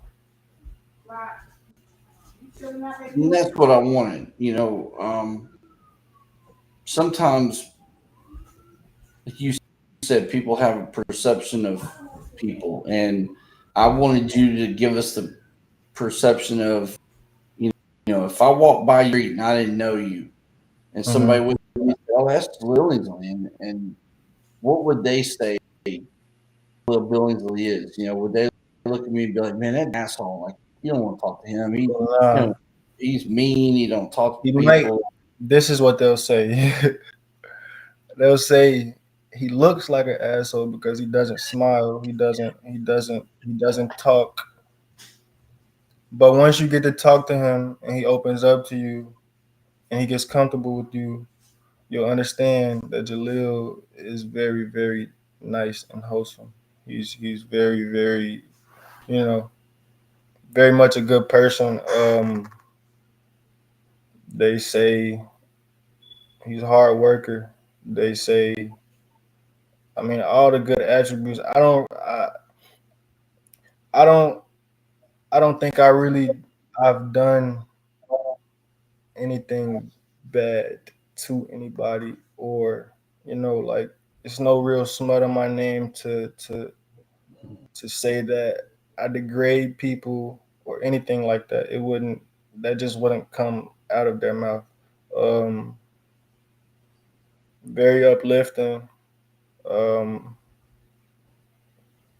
Team worker. I mean, I work with anybody. I've worked with all type of ethnicities and different attitudes. I mean, I work with homeless people right now, and I get the most attitude you've ever seen. Like from people who don't even speak English. I don't know a lick of nothing that they're saying, but I sit there and I take it, bro. Like because my job, because I care, because I want people to have a place to stay.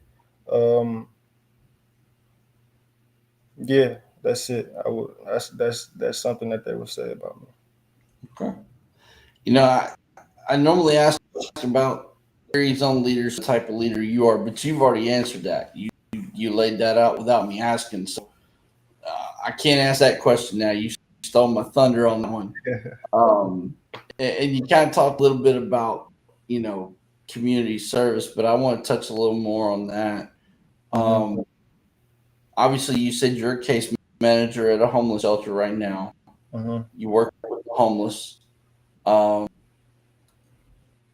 and obviously, in big time college football, in the SEC especially, and having spent a small amount of time at the professional level, every team, every organization has their own philosophy of what service looks like and what they think it is.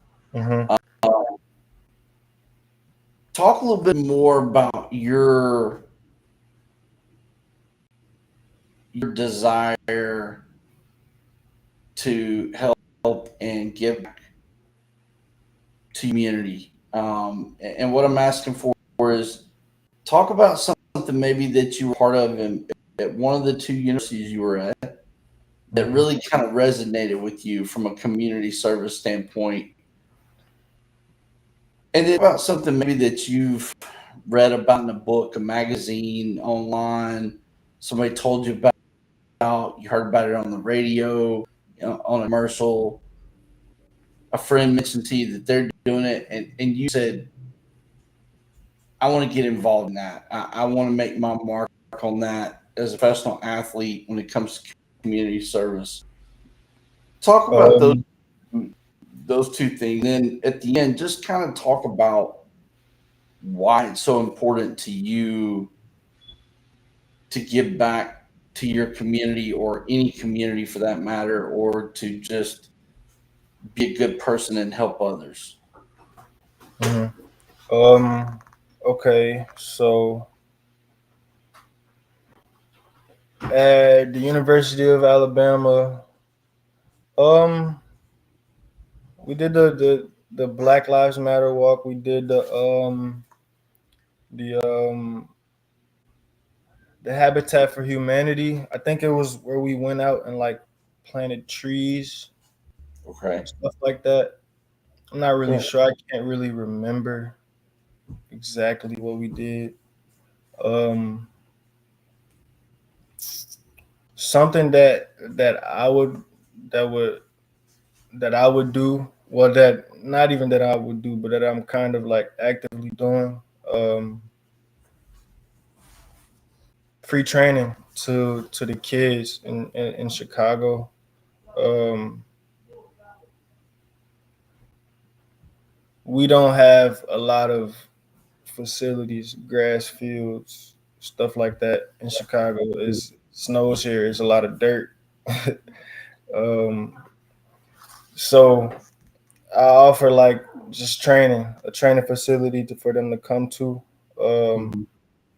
with fields, with weight training, whatever they need, speed and agility, whatever the case may be. We take care of all of that, and it's free. Um, I also did. Um, I coached for a little bit at my alma mater, my high school. Um, I coached for a little bit with them. I think that was probably an experience to me because I've never been on that end. Um, but it's different, and I like it. And it's kind of similar to giving back, not necessarily to the homeless, but people that need help. Um, Mhm. People that you can see like needs development or stuff like that. I think as a whole, I give back because I not necessarily I didn't grow up with a lot, but I had what I needed, not what I wanted. Let's just put it like Mhm. that. Sure. Um, which is nothing. Nothing is wrong with that. If you have Mhm. everything you need, you should be able to go with life how you need to. Um, I just think that giving back and giving access stuff for people to have access to um, is just real big to me, and I like to see people's eyes light up when those things happen.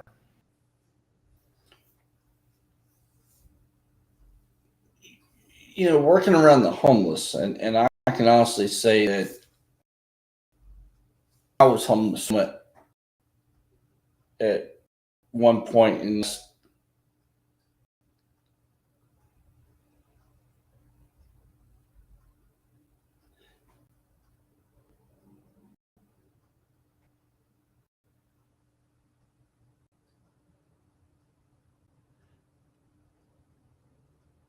Jahleel's had to step away for a moment, ladies and gentlemen. He's going to rejoin us here in just a second. I hope that you're enjoying this live stream. I hope that you'll view live streams, and I hope you'll join us in the future for our live streams and get to know our clients. And we do encourage interaction. We encourage you to ask questions if you have them, or something you just want to know. Feel free to interact, and there's a chat option. Whatever platform you're watching this on, YouTube, LinkedIn, whatever it may be, you're able to type a question in, and it will come up on our side, and we'll gladly stop and address those things. So as we're waiting on Jahleel to join us, wanted to throw that out there and let you know that we do appreciate and encourage participation and interaction with the athletes as we do these interviews.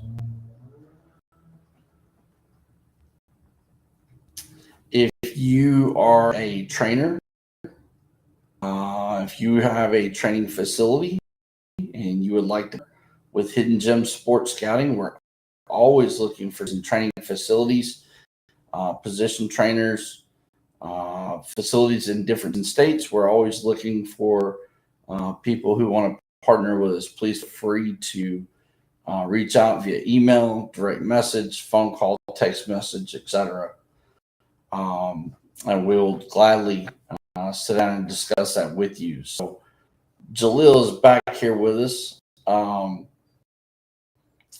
was getting ready to ask you, working with the homeless, and I can honestly say over the last 9-10 years, there was a period where of a few months I was homeless as a veteran. And the veteran population is one of the largest percentages of homeless in America. Working with the homeless, I'm sure that gives you a different perspective on life and success and failure. Um, and like you said, you have what you needed, not necessarily what you wanted. And I'm sure working with the homeless gives you a new perspective on that as well. Um, can you talk about kind of the perspective on life as a whole that you've gotten by working with the homeless?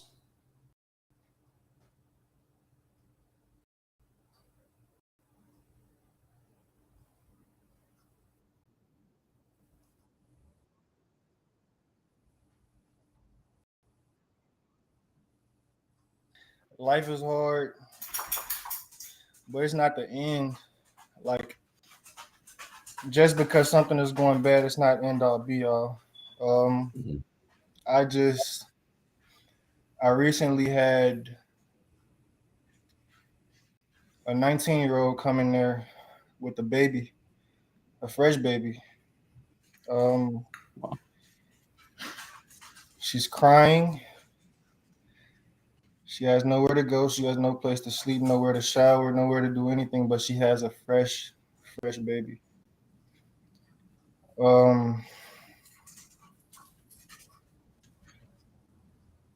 We put her in some programs. We gave her a place to stay. We helped her out with a job. We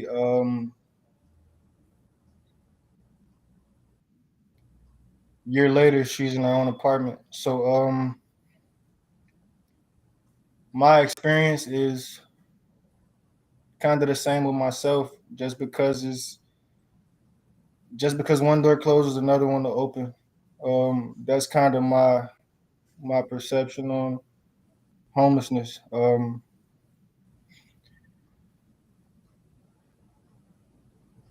some people, some people can let that kind of like. Some people make that like their identity, like being homeless.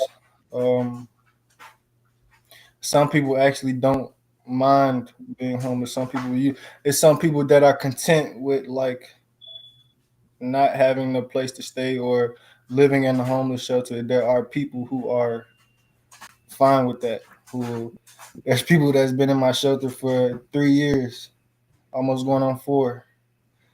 Um, Wow.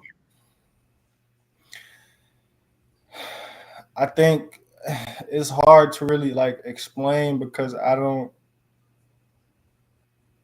really understand because I've never been homeless. But from seeing it every day, I understand that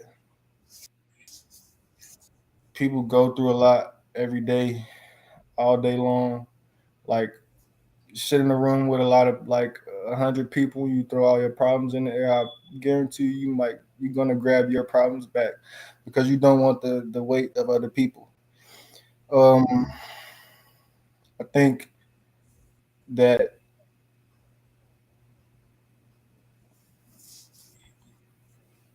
it can. My perspective on homelessness and just basically giving back to them is just seeing somebody smile. Um, I I mean that's why I do it. But I don't know. I mean the thing with me is just that getting them somewhere to stay, getting them comfortable, getting them being able to be comfortable where they are. Um, I think that I think that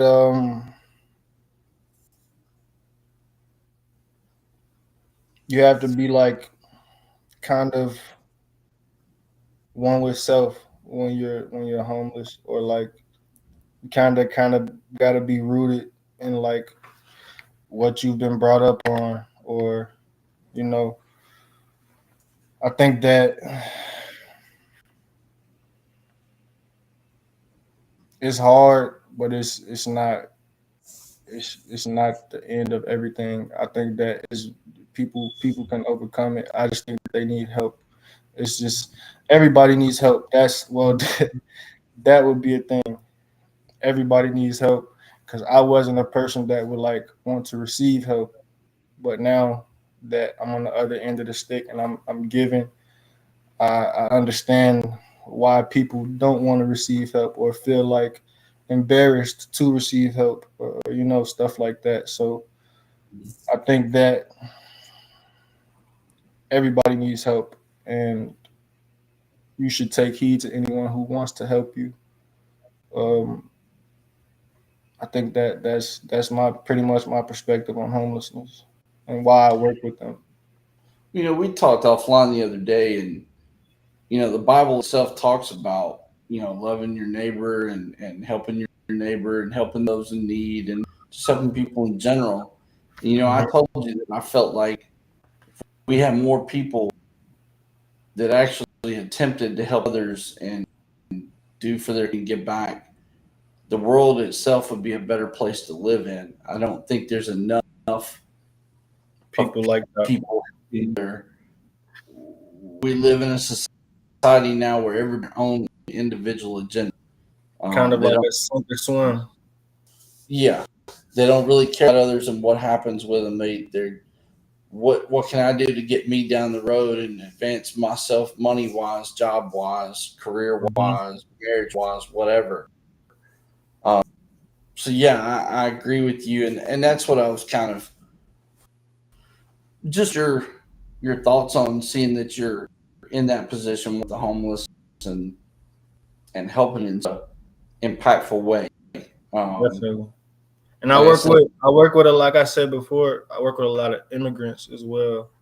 mhm. So they don't speak English. They give me attitude. They curse me out all day, and I still deal with it. The other day, I was gonna leave work and two girls had a fight, and I had to stay there, and I had to do paperwork, and I'd end up not leaving till 3 hours later, and I was supposed to been home to take my dogs out and handle other stuff, but I feel like it's kind of like, I don't know, like even when I was younger, like I told you, I used to hand out money to the homeless and stuff like that. Like it's just a feeling that I get, like when I see somebody in need, I need to help. And it's not like whether it's money, food, you need a ride, this, like anything. Like when I'm with my kids after practice, and I know some of these kids got to take the CTA, the public transportation. I pack all these kids up in my little Kia Stinger, and I'm dropping them off one by one. And I don't got too many seats. I only got 5 seats, but y'all all can get in here, and we just gonna make it happen. Yeah. Yep. And I can appreciate that, respect that about you. I really can. And I can tell your genuineness and your desire to help others, and I think that's probably commendable. I really, um, 2022 kind of football story. You transferred to Texas. Mm-hmm. You're dealing with the suspension. You're back with Coach Sarkisian. Um, you get nominated by Pro Football. I think it's Pro Football Forever as a preseason All Big 12 first team offense, and then Pro Football Network selects you as an All Big 12 second team offense, and then Athlon Sports uh, selects you as again a second team preseason All Big 12. So you're getting a lot of national respect. A Mm-hmm. lot of eyes are on you. You come out of Alabama years on location. In 36 games, you had 37 catches, 559, six touchdowns. You averaged 15 yards a catch. You averaged about 15 and a half per game. Um, so expectations were high for you going into Texas. Were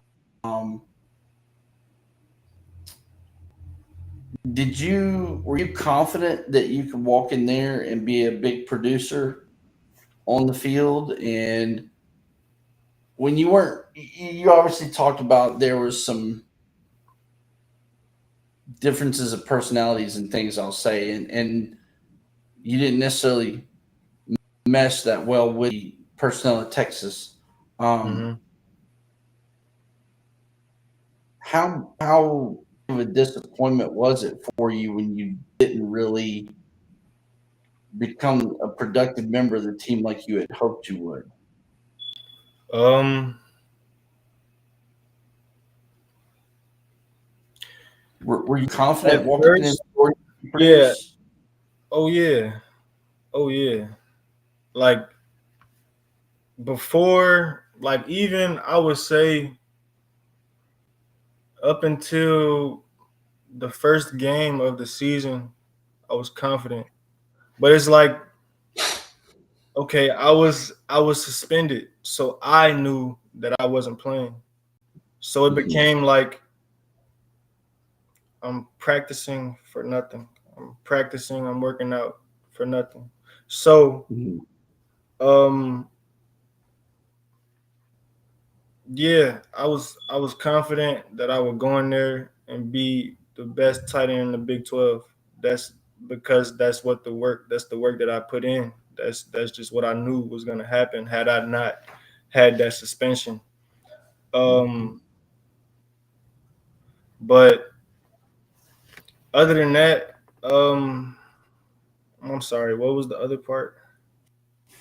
Well, obviously you were confident. You said walking in, that was the first part of the question. Were you confident that you could go in there and be a big time producer? Mm-hmm. When things didn't quite work out due to the suspension, and then when you came back, you didn't really mesh too well with the Right. personnel, maybe the staff, whatever. Things just Okay. didn't really pan out you first saw them panning out, how big of a disappointment was that for you? It was a big disappointment. Half half the university or like the team, and then like half myself because I feel like I played a role in why I didn't just come back and dominate those last 6 games. I think I think had I become like more involved with like being like a vocal leader or like trying to get my team to do certain things, but then it was kind of hard for me to do that because one, I'm new. I didn't come in with none of these guys. Mm-hmm. Um, Two, these guys have been here before me, so I have to come in and do what they are used to, not the Bama standard or Nick Saban standard, which is kind of how Texas was ran. If I'm being honest, it was Mm-hmm. kind of on the same schedule of Bama because of Sark and where he came from. Like he came from that, so that's what he brought with him. Um, He was modeling what he had seen. exactly, and it worked. It worked. It worked. I'm not gonna lie, but um, I was disappointed with myself and then half with the team because I just felt like they could have embraced me more. Not even the coaches, because I knew the whole coaching staff. Like I said, the whole coaching staff from Bama went to Texas. So I knew everybody. I knew Sark, I knew Banks, I knew Applewhite, I knew everybody. Everybody that was in there, I knew them. So it was never the coaching staff. It was never Sark. It was never Banks. It was never nobody of the coaching staff. It was always just my peers. I couldn't really get through to my peers. Like I said, everybody was there before me. Some of these guys came in with each other, so it was disappointing on that end for me to not be able to gel with my teammates. Um, but it was also disappointing on my end as well because I felt like I could have did more to try to make it work. I didn't really like try if I'm being honest. I kind of was just there. I wanted to do my 1 year, have a great season, and leave. It wasn't really necessarily about gaining new friends or relationships. I just specifically came there for 1 year of ball and to leave. But it was very disappointing that I didn't get to engage in all that stuff. Sure. Um, schools were produced that kind of maybe gave the wrong perception. As your time at Texas came to an end, Mm-hmm. there's some articles that are online right now through various sources and things like that that just Jahleel Billingsley, he's not with the Texas team anymore. They didn't say why. Right. They just said, hey, he's not with them anymore. And it kind of, when you first read it, it kind of gives a negative perception that you left, you were uncooperative, you weren't getting along with people, maybe you got in trouble. Mm-hmm. So again, give you the floor. My question to you is, can you clear up this as what really happened? Why did you leave Texas? What caused it? Negative from a conduct standpoint? Was it a Jahleel not getting along with his team, the coach's standpoint, or was there something else going on at that time that maybe people don't know? Um, it was it was Coach Sark and Coach Banks knowing Jahleel. If you get what I'm saying, it was. I never got dismissed from the team or nothing like that. It was just Jaleel's in a flux. He's kind of, we can tell he's done with college football. He doesn't want to play college football. So we're going to let him go train for the NFL. And that's what happened. Coach Banks and Coach Sark let me leave to go to Miami and train for the NFL. It wasn't a distasteful thing, at least not in my eyes. It wasn't, a disrespect thing. It wasn't that I didn't gel with my teammates because I never got into bad any altercations or anything with my teammates. We just never hung out outside of football. Like at Bama, all of those guys, they were my guys. They came to my apartment after practice. We played in the we shot basketball in the little activity room that we had at Bama. We did just spontaneous stuff. We went out to eat together. We went paintballing together. We went go-karting together. That was just the stuff that we did, like team bonding stuff. And that was just stuff that I was used to, and we didn't do that at Texas, so it was kind of awkward. And I guess they were expecting me to come in and be like this,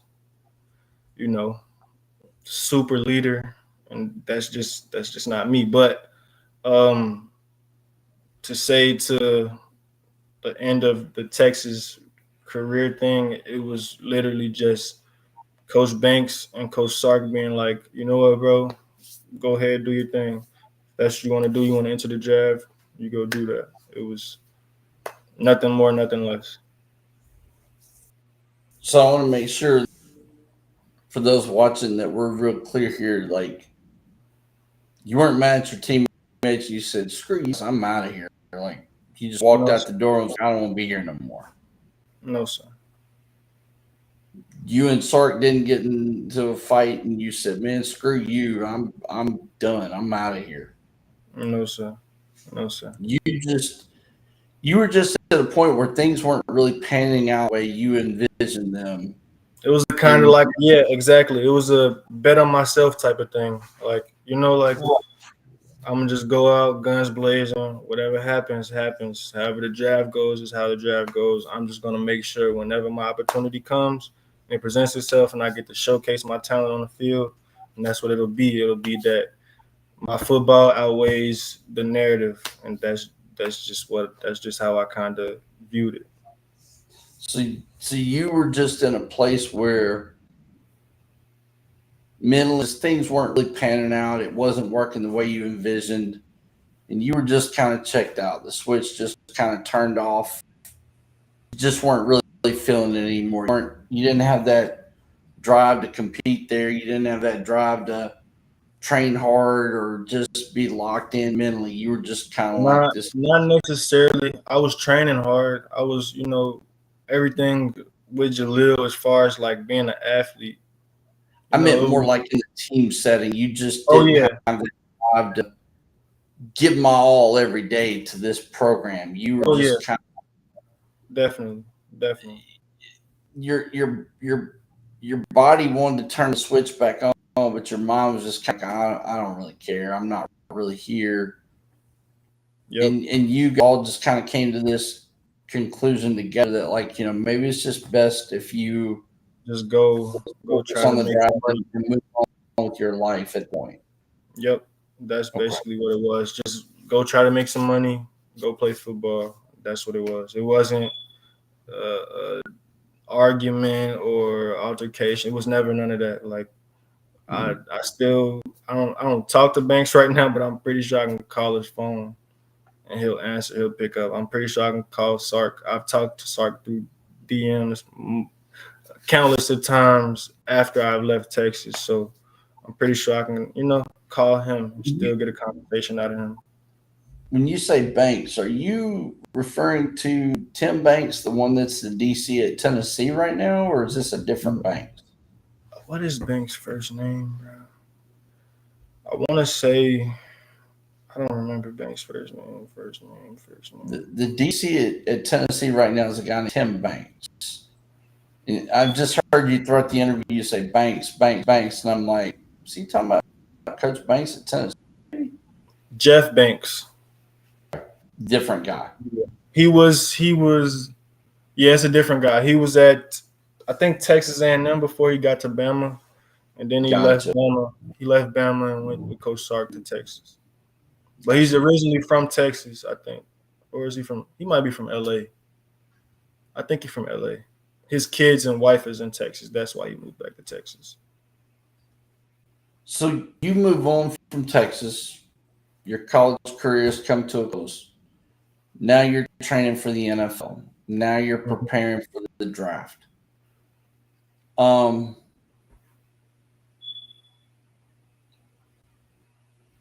what was the initial feedback you were being given from the NFL, from draft analysts, all the talking faces that are part of that? Like, what were you being told? Fifth round, undrafted. Fifth round, undrafted, and then sometimes I would hear like fourth round. But all of that stuff, it it kind of like me. I kind of got to see it to believe it. So I wouldn't believe anything until draft day came and I didn't get drafted, and now I'm an undrafted free agent. So um, that was the feedback that I was getting. Fifth through undrafted free agent. That was pretty much what I was getting. Um, Year before that, I probably should have left the year before at Bama, like right after the NCAA drug test. I probably should have just entered my name in the draft. I probably would have been a second round draft pick. But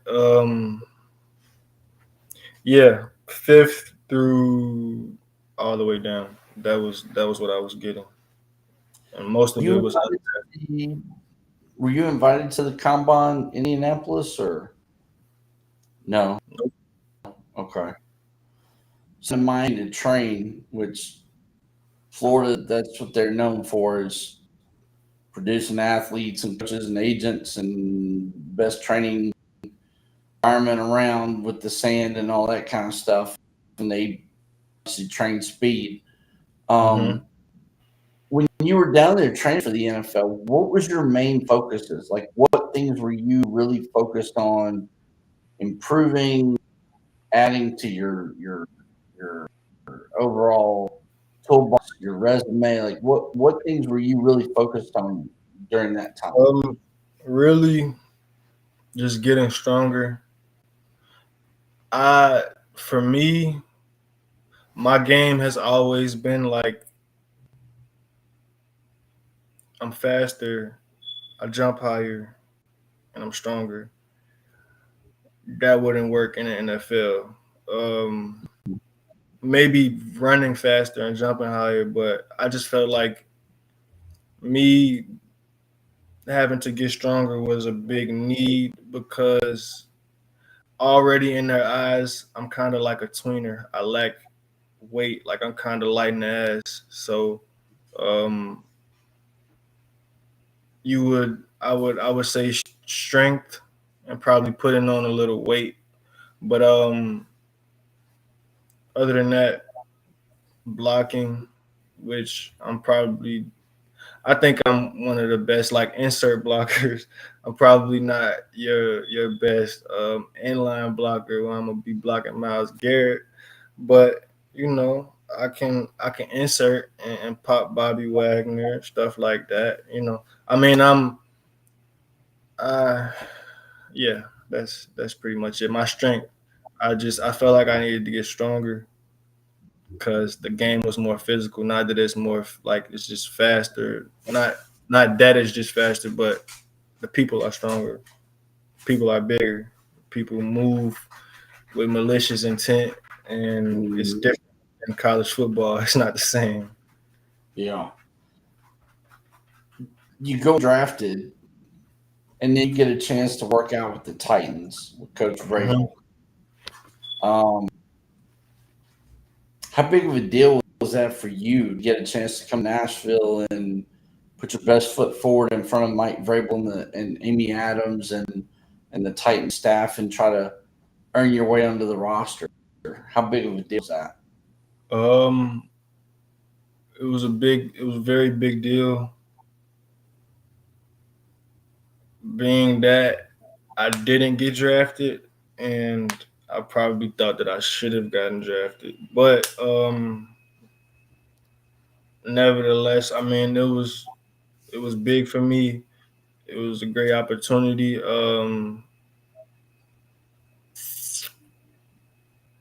I felt like I showcased as much as I could in the 5 days that I were there. So I I liked it. It was a great experience for me. I think that Vrabel got to see what he needed to see. Maybe I just wasn't what he was looking for, but they also had drafted a tight end, so um, it was a lot of kind of like external factors as to why like maybe I didn't end up there, but I think that it was good. It was a great opportunity for me. I got to showcase as much as I could. So, how many days or how many hours or whatever was that trial? Was it a 1 day deal, a 2 or 3 day deal, or I want to say yeah, like a maybe a week, probably less than that, maybe a week. I don't really think so. Maybe like 3 4 days. so you had a chance to participate in group position drills? You had Yeah. a chance to participate in special teams drills, team drills. I mean, you had a chance to pretty much do everything the team does in the amount of time you were there. Yep. Yeah. Yeah. Okay. You don't get picked up by the Titans. Um, were you still real confident you could the highest level, or was there a letdown because you didn't get signed? Or It was a letdown when I didn't get drafted. Not right? Yeah, not like saying that like to be cocky or anything. Like I felt like I should have gotten drafted, but nevertheless it didn't happen. So that was that was probably the letdown of the whole situation. That was probably what made me question myself. Like maybe I'm not that guy. But I'm sure it had to be demoralizing coming out of the Titans camp. You've been invited with a bunch of us for a workout, doesn't pan out. What was your mindset after that? I mean, walking away, was it just questioning yourself about can I play at this level, or can I play professionally at all, or did you walk out saying, "Man, I know I can do this. I just I need to get another chance to figure it out." Um, Initially, I thought that maybe I would get another like mini camp or workout or something like that, and it didn't happen. Um, of course, I felt some type of way when I left and I didn't get signed or anything like that, but I just felt like another opportunity would come across with the NFL, but it didn't. So I ended up getting the Calgary Stampeders thing going, and yeah, I end up in the CFL. But initially, I was on the train of like, let's just keep it pushing. Maybe get another workout because I've seen other people get multiple workouts, but Mm-hmm. I only got one. So yeah. What was your representation at the time telling you? Um, Nothing, nothing. I'm not gonna lie. He's a good dude, but he couldn't do anything for me. Um, he didn't really say too much. He couldn't really get in contact with anybody. He didn't know anybody, so Yeah. yeah, it just wasn't really nothing for real. I'm not gonna lie. So you get a chance to go to Canada. What was your first initial thoughts on the Canadian game? I mean, it's obviously it's a wider field, different That rules, yeah, 12-on-12, but it's that 3 downs, not four. I mean, it's yeah, the running before the plays, 20 yeah. yard head starts and stuff like that. It was like if like I said earlier, if I knew what I knew now, I'd still be playing the CFL. be Mhm. probably leaving right now, going somewhere else. But Yeah. yeah, this initially I thought like maybe this is something because the agent that I did have, one of his like partners, like partner agents or something like that, had like a client already in the CFL, and Hmm. he had like a contract or something for a couple $100,000 for like a few years, Hmm. and so that was what I thought I was going to be doing. But when I got there, I was in a practice squad and this stuff like it became like depression all over again. Like I'm in a sucking place almost. Like it was kind of like I was back at Texas football, playing Texas football. It was it was good though. It was an experience. Like I made some friends. Like I still talk to them boys like right now. Um, Initially though, I definitely thought like this is weird play of football, but I definitely like I felt like it could be a stepping stone to me getting back to where I wanted to be. Yeah, it can be. Um, And that's what I've heard, but then it can be bad for some people. So it's kind of a hit or miss thing. it's really about what you make out of it. Truthfully, I Yeah. mean, Jim Kelly's nephew, the QB that's around at some JUCOs and some big time programs, had conduct issues off the field and legal issues, and ended up in Canada. Hmm. A huge bounce back for him, but he just continued to Go downhill. make poor choices and make mistakes, and it cost him. And I mean, that's kind of like that's kind of my thing right now. Not that I don't have like a lot of wiggle room, but I'm only 24 years old. Like Mhm. I'm really young. Yeah, So I think I still have room to improve and to try it out again, see where it goes, try to get to the next level, try to be where I want to be. I think it's I've seen people in the UFL for 5 years and then get signed at the age of 27. So I mhm. mean, I'm not opposed to this journey. I'm opposed to doing it for no reason. Like I would like to have some type of certainty about like Mhm. playing football again. Like if I play football, or if I'm like right now, I'm working out, I'm still training, right? So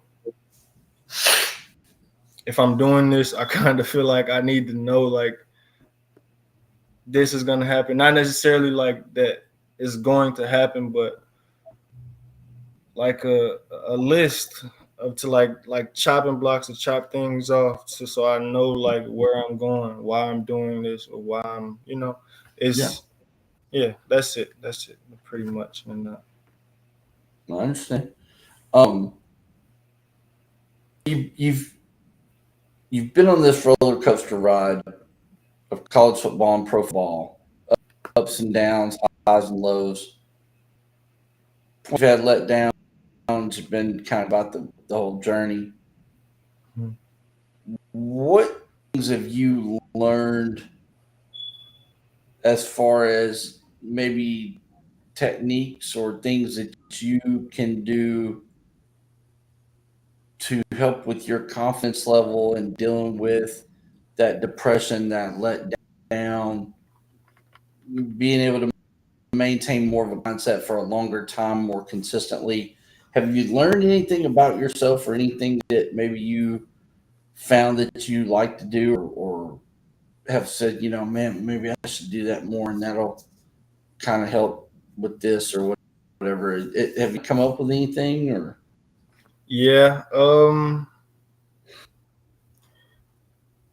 the life insurance thing, becoming like a life insurance agent. Um, Mhm. I kind of try to tie it to like being an athlete, having discipline, Yeah. Um, Waking up and just doing the right thing all the time. Um, I would say what I found out about myself is that I need a schedule. I need consistency. I need to do some of the same things every day to get me in a groove and a routine. Like that's something that I need, like almost like college or school or something like that, if you want to say. But You need structure, which is like for structure, me, exactly. what the Marine Corps gave me. It gave me structure, a daily routine. I knew I had to be at this time. I had physical training at this time. I had to be in the office at that time. I got off at this time. I had to Mm-hmm. stand duty once a month overnight, 24-hour post. I was going to have to deploy for 6 months. I was leaving on this day and supposed to be back on that day. And same thing for you. You just structure, routine. Exactly. I got you. Exactly. Um, Which is kind of what I've been trying to, integrate myself with, just getting a job, waking up mhm. a certain time every day, you know, talking to people because I'm not real talkative. You probably can't tell right now because we're having a conversation, but I've kind of picked up on it. I was yeah. worried about the interview itself because I was like, I don't think he really wants to do this. Nah, yeah, that at one point in time they used to call me no talk when I was a kid. So that lets you know a lot. Nothing wrong with that. You're just quiet and reserved. Yeah, very. Um, who who do you look up to and why? Nobody. I don't really. Parents, former teachers, I would professor, probably. I would say roommate. my. I would say my mom, just because she's done a lot and like being a mom, but like Mhm, being extra of a mom as far mhm, as like taking care of the house, working. I just seen my mom struggle, mhm. lights being off, hot water, stuff like that. Like not the norm, but the norm. It's like it's I seen my mama overcome a lot of stuff, and she's probably my why for Mhm. everything. Okay. When you're on the field, who do you try to model your game after? Is there a specific person maybe that you watch I in the like NFL or Shannon Sharp. wow, okay. Uncle Shay Shay. I like Shay Shay, Okay. but I like receivers. Like I didn't really watch a lot of tight ends, and even then, like I, I'm being like completely honest, I didn't Yeah. start playing tight end until I got in college. Like I didn't play tight end in high school. Like I played wide receiver, but then I also played like everything because I went to a public school, so we didn't have a center, we didn't have a kicker, we didn't have a punter, we didn't have a cornerback, we didn't have a safety. So I played everything. It's like, yeah, I played literally every position on the field: nose guard, D tackle, safety, cornerback, linebacker, Good quarterback, Lord. and this is all my senior year of high school. So it's like, I could I couldn't really like my favorite player is Cam Newton. He's not nothing. He doesn't do anything I do, but I played quarterback. That's why he's my favorite player. Like I played quarterback all the way up until about sophomore year, junior year of high school. Then I switched to receiver. But I would probably say Antonio Gates. I like Antonio Gates. I like um Gates was a basketball player. He wasn't a football player. Exactly. He was a basketball guy that got converted to football and turned into a tight end. Exactly. So you're probably gonna laugh, but I like Aaron Hernandez game. Um I don't judge you for that. I mean, that's okay. All right. you're talking All about right. football comments. You're talking Yeah. about the field. Nah, yeah, he was tough. Yeah, but I like I like I like Darren Waller.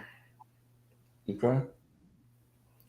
I like Darren Waller. I worked out with him in Atlanta when I was like sophomore or something like that. We had like the same trainer. So I was out there like training with him. I like Darren Waller. I like how he approaches the game. I like how he prepares. I like how he take care of his body and everything. Like he's a good model to watch for football, if I'm being honest. And he kind of like not not at all do we have the same story, but it's can be similar if you know what's going on. Sure. There's similarities Yeah. in your stories. Um, through this journey,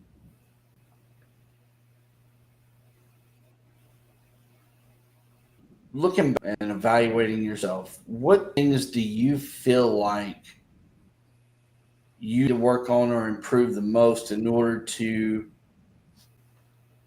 successfully get on the personal ladder and start to climb your way up that ladder? Um. I know What I'm curveballs. you said? What do I need to do? Yeah, in doing self evaluation over the course of your journey in the game of football, Hmm. where you sit today, what do you think you work on most or improve the most to become a successful professional football player? Um. Professionalism. I think. I think that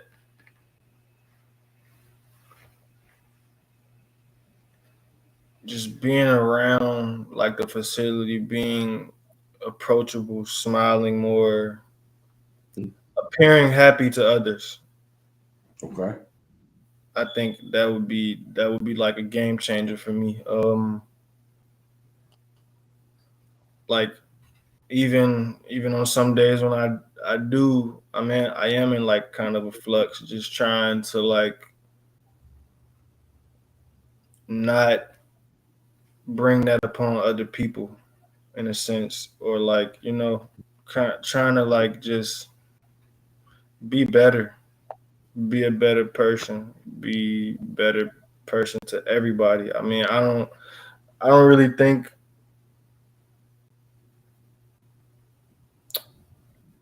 yeah, just be a better person. Be a better person to people. That's all. So what I take from that is you're saying that you need to be more creative and more interactive with people. Yes, exactly. Like Gotcha. if yeah, if I was in a facility, right now my my thing would be smiling in everybody's faces, going to the training room, getting treatment, talking to trainers, talking Mm. to everybody in the facility so that everybody knows Jahleel is not, super Sometimes you have monotone or not approachable. sometimes you have to use that saying, fake it till you make it. Exactly. And that's hard for me. That's so hard for me. That's so hard for me. But that's I guess that's something that people do. It's something I gotta adopt. Think about your journey through the game of football, all back from middle school or high school, whenever it was you transitioned Hmm. through Alabama, through Texas, through the Titans, through CFL. Think about all the things that you've learned through this journey. If you had the chance to sit down with an athlete who said, I want to play college ball and one day I want to play in the NFL, what advice, what guidance, what lessons would you share with that person to potentially be Um, successful?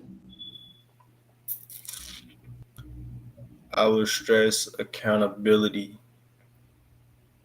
Um, Accountability, being able to point out your wrongs before or when other people point them out, not being offended by it. I would say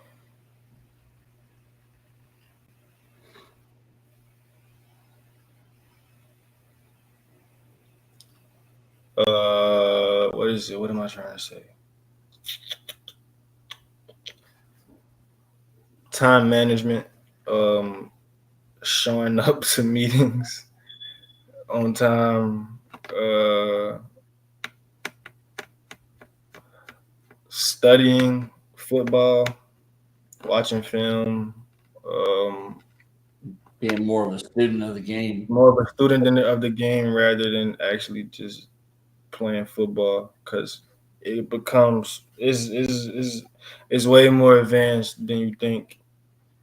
Um, at the high school level, college level, however you want to put it, it gets harder at each level. It's not the same. Um,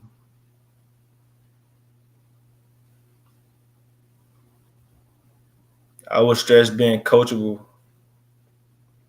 um, being able to take constructive criticism and not taking it as like somebody's yelling at you. Um,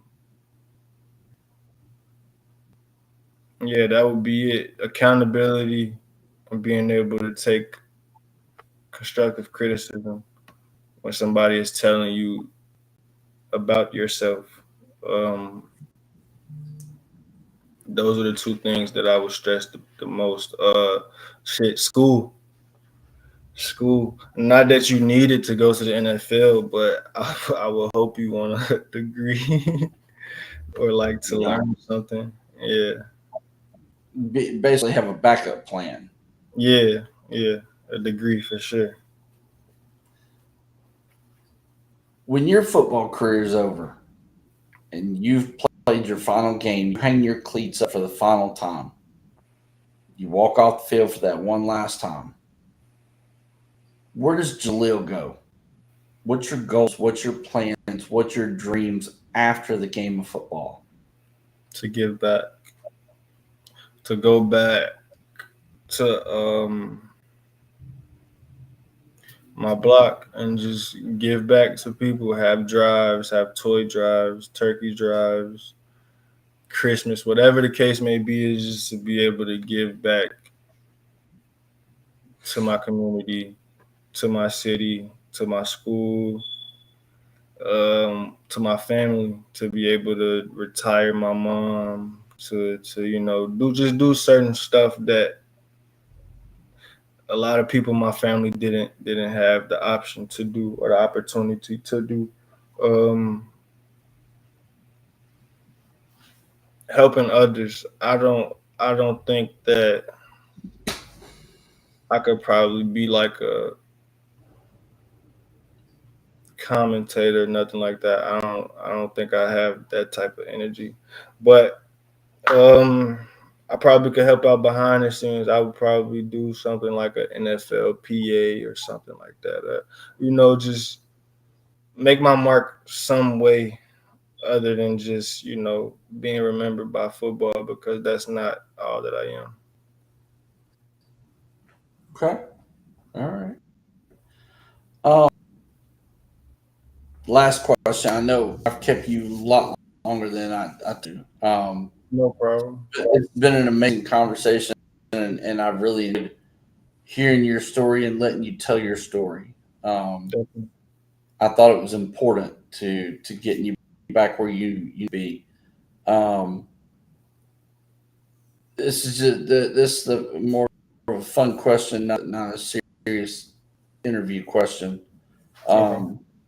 We're obviously into the middle of the college football season. The NFL is, about a week or so behind. Um, who's your early favorite national championship? Ohio State.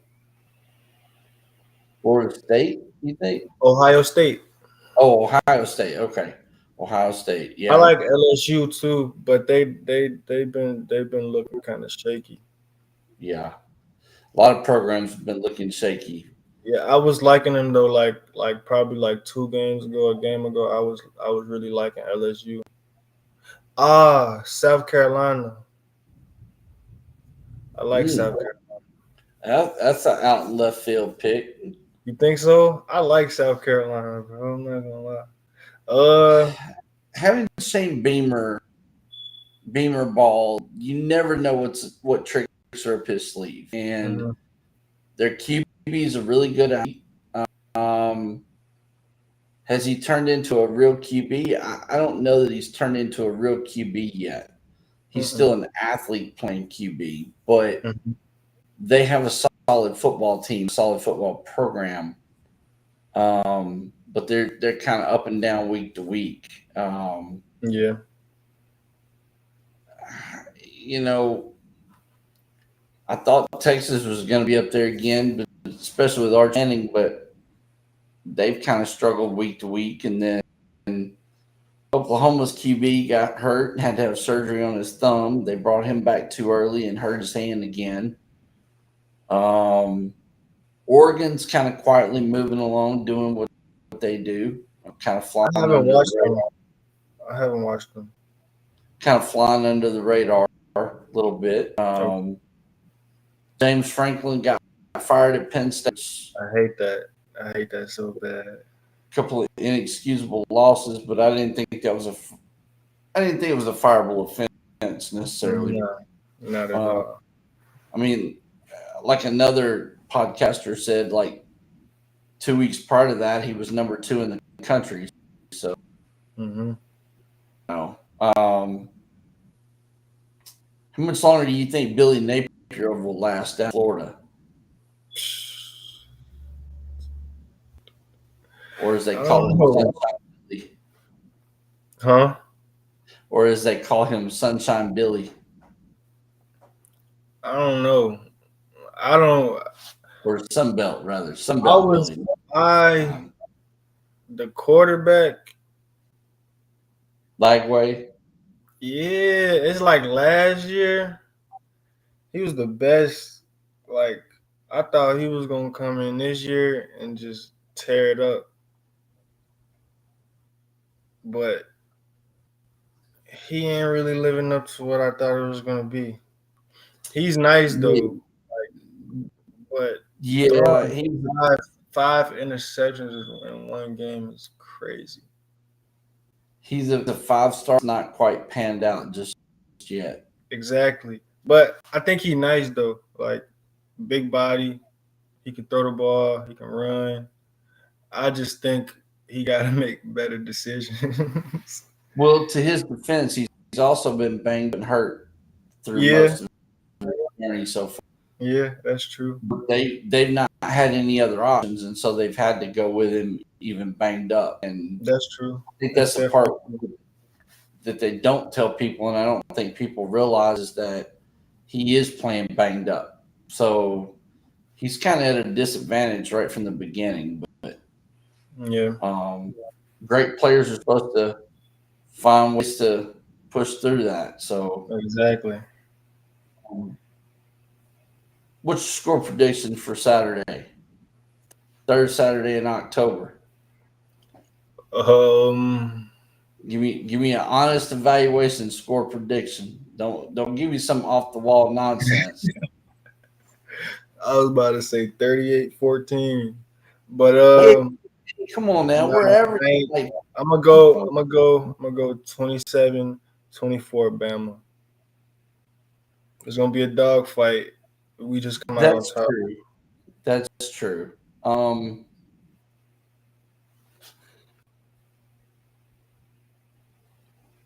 I'll. Mm. I'll go 31-24 Tennessee. Mm. Maybe 34-24. We're averaging 40 a Dang. game. With a dogfight, I think maybe 30. I think they'll be able to get up to about 31. I think that'll be kind of the threshold. More honestly, probably 28. I'd say between 28 and 31. If the defense can get out early and make some plays, get some turnovers, we can throttle It's down gonna be Alabama. hard though. They ain't Brian Denny. That's true. That's true. I still think we'll get the win though. I think it'd be 31-24. I'll go that way. Okay. I'm probably way off, but I'll go 31-24. I want a Cuban cigar. I don't want no Walmart King James cigar. Yeah. I want a fat Cuban. So when we win, I can light that bad boy. Okay. Okay. Okay. I got you. We'll Listen, see about it. and I'll get you a real nice orange shirt too. They've got plenty of those up here. I'll Okay. send you a Tennessee shirt so you can wear.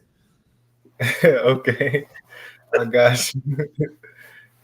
Listen, thank you so much, man. I really appreciate everything. I appreciate your trust in me, your confidence in us to help you. I appreciate the almost 3 hours you've given me for this interview. I said an hour and a half, but the conversation just really flowed. And a lot of times when these things flow, I let them go to a certain extent, and then I'll try to kind of bring it close. But I felt it was important to get to tell your story and to kind of clarify some things that are put out about you, and hopefully paint a more positive picture than maybe some of that stuff has painted. Definitely. Definitely. And I hope that maybe you feel that it's been a productive interview. I hope that I gave you enough points and thoughts and floor to speak on those things to kind of tell your story. For sure. It's probably some stuff that I'm missing, but I feel like for the most part, I've gotten everything out. I think this will be pretty good for the people to who want to know to get that information and do with it what they will. Well, we'll do some interviews, shorter, much shorter interviews along the way. We're up on some things or talking things, but normally I try to go about an hour and a half. I don't want to lose the athlete or bore them to death, but I just felt it was flowing really good, and so it just kind of continued on. But thank you so much for every minute that you've given me. I know you got other things to do. I'm greatly appreciative of that. Means a lot to me, truthfully, and I'm looking forward to helping you get back on the field to film, and then three, once we do that, continue to knock on the doors at the higher level so we can get you back to where you should be, Definitely. which is the NFL. You're an NFL guy, absolutely. I'm sure you would have no problems in the CFL, but I believe you can play at the highest of levels. And I believe it's just a short amount of time before you're back there.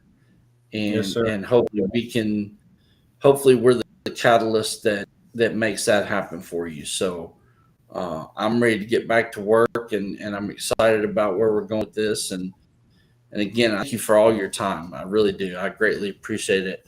I hope Yes, you sir. have a good rest of your night. Real quick, tell everybody where you're at on social media, username, handles, forms if they want to reach out directly. Um, I always give athletes a chance to throw that out there. Yeah, no problem. On Instagram, I'm gonna be underscore Jahleel knows with three S's, so underscore JAHLEEL KNOWSSS, and same thing across all other platforms. Twitter, Jahleel knows. Anywhere else, Jahleel knows. If you want to look me up on Facebook, Jahleel Billingsley. But yeah, Jahleel knows underscore Jahleel knows on Instagram, and Jahleel knows with 3 S's on Twitter. And if you're a scout coach, GM, player personnel director, feel free to reach out to us directly. Phone call, email, text message, direct message. We're on all social media platforms. Our information's on the website of how to call, how to email. Jahleel is currently looking for opportunities potentially in the European market, Germany, European League of Football, definitely the UFL, to get some new film and to make himself marketable again, DFL and the NFL. And so if you do have an opportunity, if you're willing to speak to us about Jahleel, feel free to get with us directly. Jahleel, again, like I said, you so very much, man. I really do appreciate it. And I've really enjoyed getting the chance to get to know you and hear your story. I'm grateful that somebody that's played at such a high level is willing to give us a chance to try to help you. And so I want you to know we're going to do everything in our power. We're going to work until we open those doors for you. So Definitely. I feel some things will open up here. We'll have some things in just the next day or two that'll start to open. So main thing, just stay ready so you don't get ready. Yes, sir. And you've already done As this. soon as I get over here, I'm about to go have her in the training room. Go lift some weights, do a little bit of running, so that I'm ready when they call. Okay, all right. Well, listen, take care of them those bullies, and Gotcha. have a good rest of your week. I'm gonna be in touch with you over the next couple of days. I'll definitely be in your ear on Saturday, just so you know. I'm gonna heads up, forewarning. Just know it's coming because every chance there is to sing Rocky Top, I'm gonna make sure that you know about it. Okay, got you. Appreciate you. Thank you for having me, man. All right, brother. Listen, have a good night, and for everybody else out there watching, have a good rest of your week. We're on Hump Day coming up here. Get through it, and look forward to some football on Saturday and Sunday. So we'll see you back in on another one-on-one.